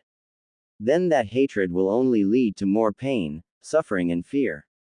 The creature in the cage almost seemed amused by this, its head rising up into the darkness even as its eyes never left Naruto's unmoving form. Don't hope to believe you could ever even try to understand me, Ninjin. I am a being beyond your comprehension. The culmination of millennia of hatred and rage. Naruto looked down at that, breaking eye contact with the creature for the first time since meeting it. Master Chukaku told me that nobody is born hating. It is only their experiences, their losses, their sufferings that drive them to hate, and that hatred is only the most extreme expression of love. He looked back up and saw the creature regarding him with what might have been curiosity, it might also have been contempt. Whatever it was gone before Naruto could really see, and the creature was lowering its head back down, its eyes narrowed but firmly fixed on the blonde. After a few moments of tense silence, it finally spoke out in a deep but low tone. For now you may call me Kyuubi, now begone Ninjin, this idiotic conversation has already bored me. Naruto suddenly felt a tug from behind as if he had been snagged by some invisible rope before he was violently yanked back into darkness. However, before he left he caught a glimpse of the Kyuubi's full form, that of an enormous nine-tailed fox. Ruto. Naruto. Naruto. The voice seemed to echo in his head like he was underwater. Woo. The blonde wearily blinked his eyes open, wincing as he managed to stare directly into a ceiling light. His eyes clenched shut as it felt like he was being repeatedly smacked over the head. No, wait. Ah, what was that for, old man? The blonde glared angrily at the wizened monk, who only offered an innocent smile in return, Shikuju returning to its place behind him. Good, you're up, Naruto-kun. We were beginning to worry. Naruto merely glared at Shukaku, rubbing his head as he mumbled a few choice curses under his breath. You got a funny way of showing it, master. His eyes not even opening for a second, the older monk reached around his back for the staff again. What was that, my boy? The blonde immediately had his hands up in front of him, and strained grin in his face as he attempted to placate the irritated monk. Nothing. Nothing, master. Shukaku just continued to smile, but with a sigh of relief Naruto noted the staff had once again disappeared to that null space that Shukaku seemed to be able to draw upon at will. Good. My ears aren't what they used to be, so I had to be sure. Naruto felt a large drop of sweat gather by his brow before he suddenly looked around, a more intent look on his features. Sora. How is he? He noticed he was back in his room, the blinds closed for all the good they did at keeping out the irritating rays of light from the early morning. Oh, don't worry about that, Sora's fine. In fact, he woke up a few hours before you did. I believe he's out training right now. Naruto blinked in surprise at that. He didn't know what was going on with Sora, but it seemed serious. Just how long had the two been out? As if sensing Naruto's thoughts exactly, Shukaku gave a small chuckle as he gestured towards the wall clock, proudly displaying that it was around midday. Don't worry, boy, you were only out for the night. Both you boys didn't have a scratch on you after a few hours. Again Naruto blinked in surprise. He was no medic, but he was sure wounds like they had weren't supposed to heal that quickly. Wait, training? Shukaku just hummed out a yes as he bobbed his head once in the affirmative as the blonde took the opportunity to pull himself up into a seiza position. Shouldn't he be resting or something? The older monk merely gave a knowing smile as he looked out the window, listening out for the usual sounds of the bird song as well as the rhythmic tapping of the shishi adoshi. He was rather insistent. I believe he had some issues to work out, and nothing beats some hearty exercise to clear one's head. Naruto frowned at the word issues. Usually Sora would come to him if he had problems and vice versa. They were supposed to be friends. Speaking of which, Naruto suddenly had a thought as he remembered back on his strange encounter with the Kyuubi. It felt far too real to be a dream, but he didn't know what to make of it. Master. Shukaku only raised a brow as a single eye glanced in his direction, but Naruto had known him long enough to know that meant he was listening. I had a strange dream while I was unconscious. There was this strange place full of corridors and pipes that I was wandering through, and then there was this giant room with a huge cage. At the mention of a cave, Naruto suddenly found himself at the full attention of the head monk. And did you see what was behind the cage? Naruto blinked in surprise. It almost looked like Shukaku was taking what Naruto said seriously. Yeah, at first it was just some big eyes and teeth, but when I left I caught a glimpse of it. It was a massive orange fox that called itself the Kyuubi. Naruto was shocked to see Shukaku's eyes open in surprise. He had never seen the head monk's eyes open before. You say it referred to itself, as in you talked with it? Naruto nodded nervously as the old monk turned away, once again looking out of the window. However, this time he wasn't truly looking. Naruto could tell his thoughts were elsewhere. But it was just a dream, right, master? Shukaku took a quick glance at the boy, noting his nervous and insecure expression. It was so alien on Naruto's usually exuberant and confident face. Finally, the man let out a sigh that really carried his age as he slowly got to his feet on aching knees. Naruto, come to my study in a few minutes, there's something I need to talk with you about. But first I must go get Sora, there is something you both need to know. And without further ceremony, the old monk just left, leaving a highly confused blonde in his wake as he quickly made his way towards the training grounds. Naruto, Sora, this is going to be very hard for you to hear, and honestly, I feel it is too early for me to tell you these things. However, I believe that should I not explain them now, you will be forced to live in confusion later on. Both Naruto and Sora were sitting in Shukaku's study, the only other room in the temple besides the library that actually had chairs. Even then they were only moderately more comfortable than the floor. Shukaku himself sat behind a fairly plain wooden desk that was built for function rather than beauty. The elderly man took a deep breath with his eyes closed in thought before catching both boys' eyes. You both know of the attack 8 years ago on Konohagakure. After getting two slightly unsure nods, he continued. It may not have been spoken about much in Konoha, but it was hardly secret. But before I explain that, you must first know about the Biju. He waited a moment, but sure enough the two boys looked confused at what he said. Nobody knows quite where they came from or even what they truly want, but we do know they are powerful. There are 9 of them in total, each marked by the number of their tails. He saw a glint of recognition in Naruto's eyes, but he quickly silenced any query with a wave of his hand. They are enormous constructs of chakra given form and life, and if I can trust a certain source of information, intelligence. The thing that attacked Konoha those 8 years ago was the Kyuubi no Kitsune, the most powerful of the 9 Biju. Its motives were unknown, but in the end it destroyed over half the village before it was defeated at the cost of the Yondaime Hokage's life.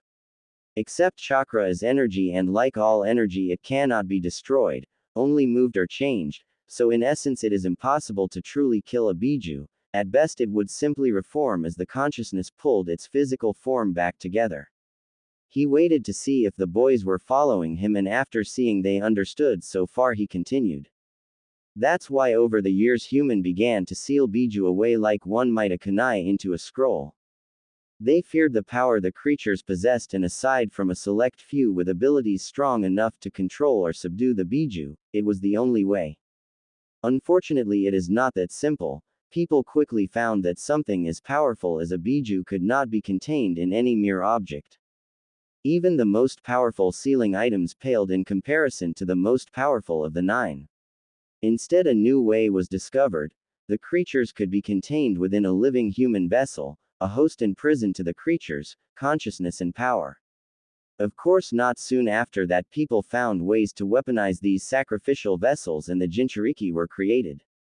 He sighed sadly as he looked back down at the two boys. Is anything clearer now? He felt a tug at his heart as he saw Naruto looking down at the desk, his eyes shadowed by his unruly hair. Sora, on the other hand, just seemed confused, looking at his friend curiously as his gaze alternated between the blonde and the elderly monk. I don't understand, why are you telling us this? Surprisingly, it wasn't Shukaku who gave him his answer but Naruto, his head still lowered. Because we're Jinchūriki. He looked up finally, his brow furrowed in a frown but his eyes sharp and attentive. Aren't we? He stated as such, but the tone of his voice made it clear it wasn't really a question. Shukaku sighed deeply. People didn't give Naruto enough credit, he was really much sharper than he appeared. Not quite. Naruto, you are a Jinchūriki, and from what you told me about your dream, I would say you contain the 9-tailed fox that attacked Konoha. It was most likely sealed into you by the 4th Hokage in order to stop the creature's rampage. Seeing Naruto's head dip back down, he turned to Sora, who continued to look around confusedly, completely lost. Sora, on the other hand, is a rather unique case. He cannot have a Biju inside of him as they are all currently accounted for in their various villages, however he certainly has the chakra of one within him. Even Naruto looked up at that, confused by what the elderly monk meant. I believe somebody gathered up the chakra expelled by the Kyuubi on the night of its attack before sealing it directly into Sora, making him somewhat of a pseudo-Jinchūriki. That was what that incident was, Sora tapping into the power sealed within him. Unfortunately, as you witnessed, the chakra of a Biju is immensely potent and so intertwined with its consciousness that it can hold their will, even after separation from the creature itself. The Kyuubi is known for being a beast of hatred and rage. It is no surprise that its chakra contains those same dark intents and is no doubt drawn upon when the user is in sync with such emotion. Naruto looked up at that, looking around at his friend who this time was the one to dip his head. It's a great power, but also a great burden. However, just like with any ability or technique, with enough patience and practice. I don't want it. Shukaku and Naruto looked around at Sora in shock. He had stood up from his seat, allowing the wooden chair to clatter to the ground. His chest was heaving and his eyes were brimming with tears. For a second Shukaku could have sworn he saw a flicker of red enter his eyes. I never asked for this power. Get it out of me. His shoulders suddenly slumped as he felt all the anger leak out of him. He looked around to see Naruto gently holding his sleeve. He didn't know why, but it felt like that single touch was all that was stopping him just storming out the room. It was calming. Unfortunately, Sora, there has never been a method of safely extracting Biju chakra once it has been sealed into a host. He looked thoughtful for a moment, only half noticing Sora's angry, yet dejected face. On the other hand, like I said, you are a unique case. Perhaps if we all do it. Shukaku sighed, wondering when it became so commonplace for people to interrupt him mid-sentence. He looked over at the young blonde, a mask of pure determination set on his features as he looked at Sora. I'll find a way to help you, even if I have to take on your burden myself. Sora was simply shocked. He knew Naruto was his friend, but he never expected such a passionate response. A small grateful smile appeared on his face as he pulled Naruto into a grateful embrace. Thank you, Naruto. I can really count on you always, can't I? Naruto simply nodded, the determination in his eyes never wavering. Finally, the two broke apart when they heard a loud and very intentional coughing. Sheepishly, they turned to look at the head monk who had his arms crossed and a single eyebrow raised. As I was saying, he tilted his head slightly, waiting for an interruption. When none came, he smiled serenely before continuing. There may be a way yet. He turned towards Naruto with an intensive expression which made the small boy slightly nervous. Naruto, you did something while Sora was under the influence of the fox's chakra. None of the monks had ever seen anything like it. It was almost as if you were drawing the chakra right off of him and into yourself. You even healed as you were doing it. Naruto just blinked in surprise before looking up and rubbing the back of his head. I did. I don't remember that. All I remember is holding onto Sora and wishing that he would just stop. I didn't want to see him that way, covered by that foul chakra. Shukaku's other eyebrow joined his first momentarily before a similarly thoughtful expression appeared on his own face. Naruto, I want you to do something for me. The blonde just nodded quickly. He had long since stopped questioning the head monk's orders, even though he never phrased them as such. Touch my arm and think back to that moment, like when you first started to train in your gravity manipulation. Naruto seemed confused and unsure, but nevertheless he grabbed a hold of the old man's arm and began to think back. Like everything in the past year, he could easily conjure up the memories of the previous night. As the sight of red chakra and the acrid smell of smoke along with the desperation and sadness filled his recollection, he began to feel a strange pull from the contact with Shukaku. Likewise, the elderly monk looked at his arm in amazement. He could quite clearly feel his chakra being siphoned off into Naruto at a rather substantial pace. If he didn't have as much chakra as he did, only rivaled by Chiriku and unknowingly Naruto in the temple, he might have been worried. Like that time a year ago, Naruto suddenly found words that weren't his own leaving his lips, that same instinctual feeling filling him up. Preta path. Shukaku's eyes widened in amazement as he felt the rate his chakra was being drawn in substantially increase. He quickly pulled his arm out of Naruto's grip and thankfully he felt the process stop, but he suddenly felt quite tired, like he had spent a few hours training. Naruto on the other hand looked incredibly refreshed, the slight bags under his eyes from fitful sleep vanishing. Sora had watched the whole ordeal with a curious gaze before mumbling something about blondes getting all the luck. Well, that was interesting. Naruto looked up at the old monk expectantly, as if waiting for some kind of explanation for what just happened. After a moment of thought, Chukaku nodded, seemingly to himself, before looking back down. You said, prayed a path, Naruto, was it like what you told me about the names of those gravity techniques? After a quick nod, Chukaku hummed again. Perhaps this is one of the 6 paths that gave the sage his name, which might make those gravity techniques another. Almost on reflex, Naruto once again found another set of phantom words pass through his mind. Diva Path. Chukaku and Sora blinked at Naruto as the blonde looked sheepishly away. I think it's the Diva Path. Chukaku blinked one more time before standing up and moving over to the window. Interesting, that means there are 4 more you have yet to discover. He looked back around and for a moment Naruto was reminded of the times he had spoken with his Gigi, the two had the same look. Only time will tell if you will discover them or not, but I'm sure if you do, you will master them. He sighed, wishing he had a pipe to draw upon, but he had given up that habit years ago to support the clean body ideal the temple upheld. For now though I believe that is enough. Too much information in one sitting can be as bad as anything in excess. Get some food, we have plenty of time to figure things out. He watched as the 2 boys stood, bowed and left the room, bickering almost as soon as their feet landed outside his door. So you held me, huh? Sora had a mischievous smirk on his face as Naruto froze with his face flush with embarrassment. Gah, you're just jealous I had to be the one to save you. Sora never lost his haughty expression even as he began laughing, on hand on Naruto's shoulder as the 2 walked further away from the study. Chukaku watched them go with a fond smile, glad that even this experience had done nothing to dampen their spirits and their friendship. It was rare to see a bond so strong, especially one that held against hardships like these. The next few months flew by very quickly for Naruto. He had made a promise and he intended to keep it. He had wholeheartedly thrown himself into finding a way to free Sora of the burden inside of him.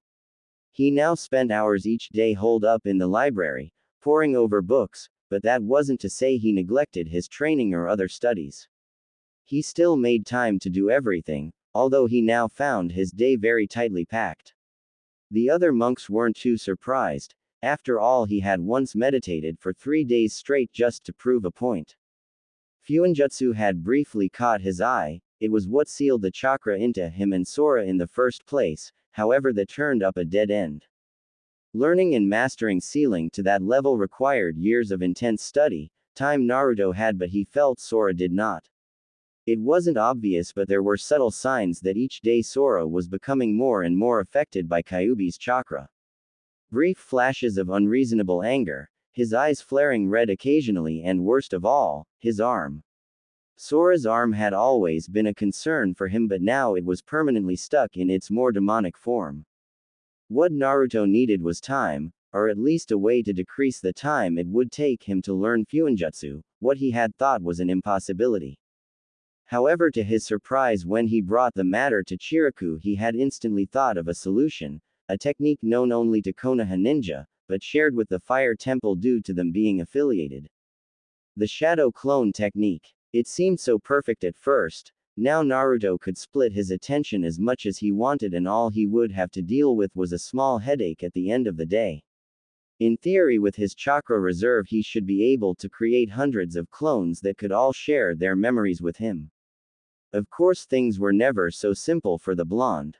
As soon as he tried to create any clones he ran into a problem, if you could call it that. It turned out that due to the clones having Rinnegan eyes as well, Naruto shared his vision with them and them with him. It had certainly been a surreal experience for the blonde to suddenly find himself staring in about 100 different directions at once, not to mention intensely confusing and painful. Right now he could only deal with his vision split 3 ways, but it was still very distracting. Chukaku theorized that with practice he could increase the amount of clones he could deal with, so each day he would spend about an hour just acclimatizing to it. He found out by accident as a clone watched him spar with Sora that it gave him a unique advantage in that a single clone could cover his blind spots while 3 could practically eliminate them entirely, and all they had to do was sit still and watch. Of course they were fragile, and once Sora realized what he was doing he quickly went about destroying them as soon as possible. Luckily with Naruto's incredible reserves it was fairly simple to just remake them once popped. Sora too had learned the shadow clone technique, and thanks to his own demonic chakra which gave him substantial reserves, if not comparable with Naruto's or any other Jinchūriki, he quickly made good use of them. He did not suffer from the same problems Naruto did, although they found the mental exhaustion was much more taxing on him, limiting him to how many clones he could make a day. Still, it allowed him to study inside with clones while meditating or training outside, freeing up some of his day. However, with pretty much all of Naruto's day taken up, Sora found himself with a lot of free time. Of course every problem has a solution in time, and while picking up after Naruto in the library he became interested by a book on sealing and had taken up learning the art. He of course made liberal use of shadow clones in the process, but pretty soon he was impressing the other monks by drawing out various simple barrier and strengthening seals. Naruto on the other hand was looking down different avenues, namely his dujutsu. He had thrown himself into trying to understand his elusive eyes, relentlessly training his Diva and Preta path. Strangely, he had found that the Preta path was not simply the ability to absorb chakra as he had first thought, but direct it. In that way he could either pull it into his own body, or likewise push his own into someone else's, instantly adapting the chakra to its new body. He found he could even push chakra into the ground or inanimate objects, however it did little more than strengthen them, and if he pushed enough it, give them a blue glow. On another note, he had also spent time researching the sage himself, hoping to gain insight into his powers and perhaps hints on potential abilities. Apart from the more outlandish things like the myth about the moon, there was barely any information on the man himself, just like all information on that period in history. Naruto couldn't even figure out exactly when the man had lived or where. The only useful information was that he had a number of special possessions that were now considered sacred in many places. Once again he was surprised when he brought that information to Chukaku. The man had smiled but said nothing, instead leading Naruto deep underground the temple via passageways the young blonde didn't even knew existed. Finally they had reached a large vault where some of the more precious or sacred items the fire temple held in its possession were kept. There were even some treasures from the fire daimyo's personal collection that the man wanted protected and didn't want to use ninja. However, that wasn't the surprise. That came when Chukaku had shown him an old shakuju. It looked ordinary enough, but apparently it was said to have belonged to the sage himself. According to very ancient records, it was a gift to one of the man's closest friends who had later gone on to found the fire temple itself, becoming the first head monk.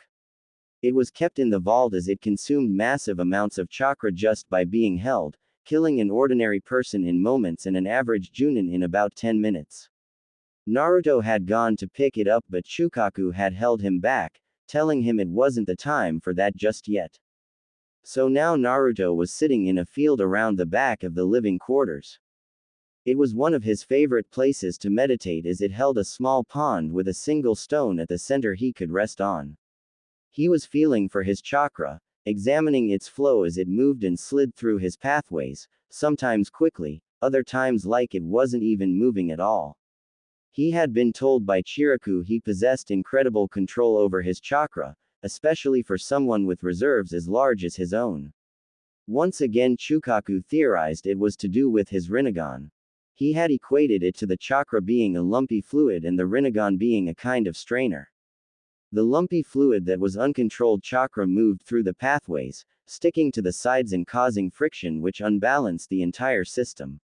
When it passed through his eyes it would be strained, becoming more fluid and less viscous. This way it would cause less friction and gave Naruto unparalleled control, at least that was the head monk could explain it. He felt his chakra move around his stomach, close to his gate of view, when a small frown creased his brow for just a moment. There was a small, almost unnoticeable pull on his chakra in that area, draining it out of his pathways and into something else. He knew what it was, of course, the seal that held the Kyuubi within him. He thought about how easy it would be to simply pull back on that chakra, stop it from flowing into the seal. It would only take a single thought. Of course that would degrade the prison quickly, in no time releasing the Kyuubi's chakra within him in a way he was sure wouldn't be the most pleasant experience for him. However, he decided to focus on that, feeling the way his chakra was leached out, focusing intently on the seal and the way his own chakra moved through it. He could also feel the Kyuubi's chakra leaking into his own system, being almost immediately converted into a more usable form by both the seal and his Preta path, which he realized must have been working subconsciously since the Rinnegan had activated. Suddenly he felt a familiar tug on his mind that he hadn't felt in a few months. He succumbed to it, allowing his own consciousness to fall deep within himself. So you've returned. Naruto opened his eyes and sure enough he found himself back in the enormous room that represented the seal, the enormous bars before him and the biju beyond it. Kyuubi. Naruto gave a small inclination of his head before feeling a large gust of warm air blow over him as the great fox snorted contemptuously. No need for the pleasantries, Ninjin. Why have you come here, or do you enjoy flaunting your freedom before your prisoner? Naruto frowned at that as he took a seat on the floor, pulling his legs towards him to sit in a loose cross-legged pose. He couldn't quite see it, but the Kyuubi frowned at that in the darkness of his cell. It was a position he had seen many times over from one he would never see again. You know I never asked to have you sealed inside of me. Again he felt the warm breath of the Kyuubi wash over him as the large fox snorted, this time in amusement. So you have come to whine about the injustice of your pathetic existence. How typical of your kind. Naruto didn't bat an eye. He had thought long and hard about the situation between him and his tenant and no longer feared the Kyuubi, at least as long as it was safely locked away within him. You speak as if you know humans. Deep in the darkness of the cell he saw a solitary red eye crack open, the slit pupil swiveling until it settled on his form. I know about your kind, far more than I care to remember, or even wish to. For a long time there was silence between the two, and when it was clear neither intended to speak, the great fox grunted in annoyance, its eye closing again. What happened? Again there was silence. This time it was almost palpable. The Kyuubi didn't move, but somehow Naruto felt all its attention was squarely on him. What happened to make you hate so much? Again a loud grunt echoed through the large cage, the bars trembling slightly as the mighty fox raised itself onto its paws.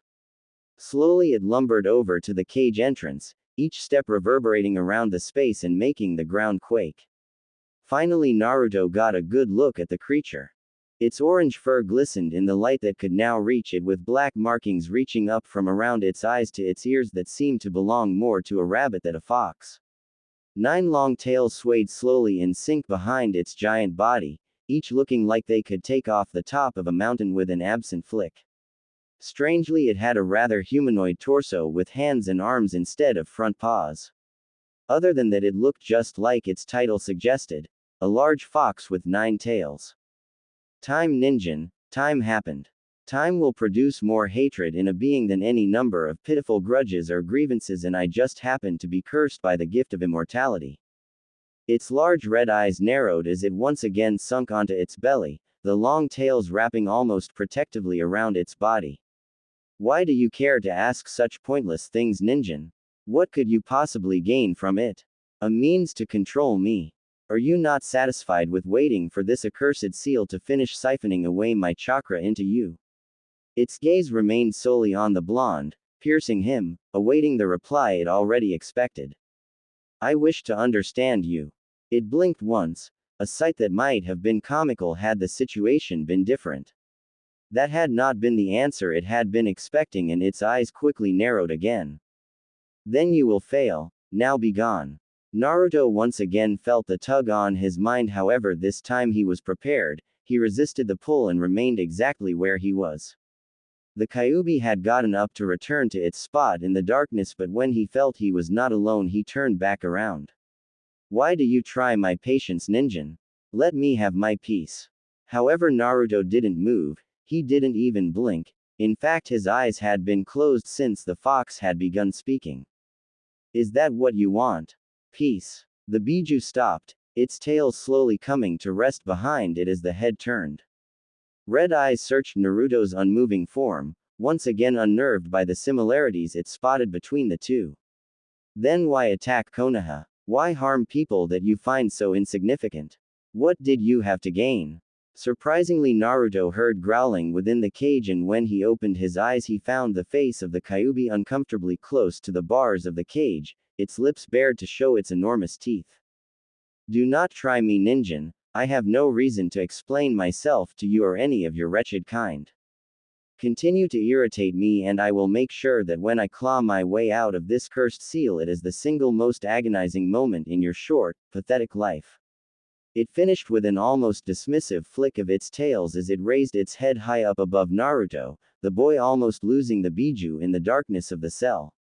Now I said leave. Again Naruto felt the tug, but it was much stronger than before. He was unable to resist and he was forcibly ejected from the seal. When it was finally satisfied it was alone again, the fox retreated back into the cage, far into the darkness where it couldn't even see itself, and the entrance was a mere pinprick of light. It curled up around itself, its 9 tails wrapping around its form as it went to sleep, a frown on its brow.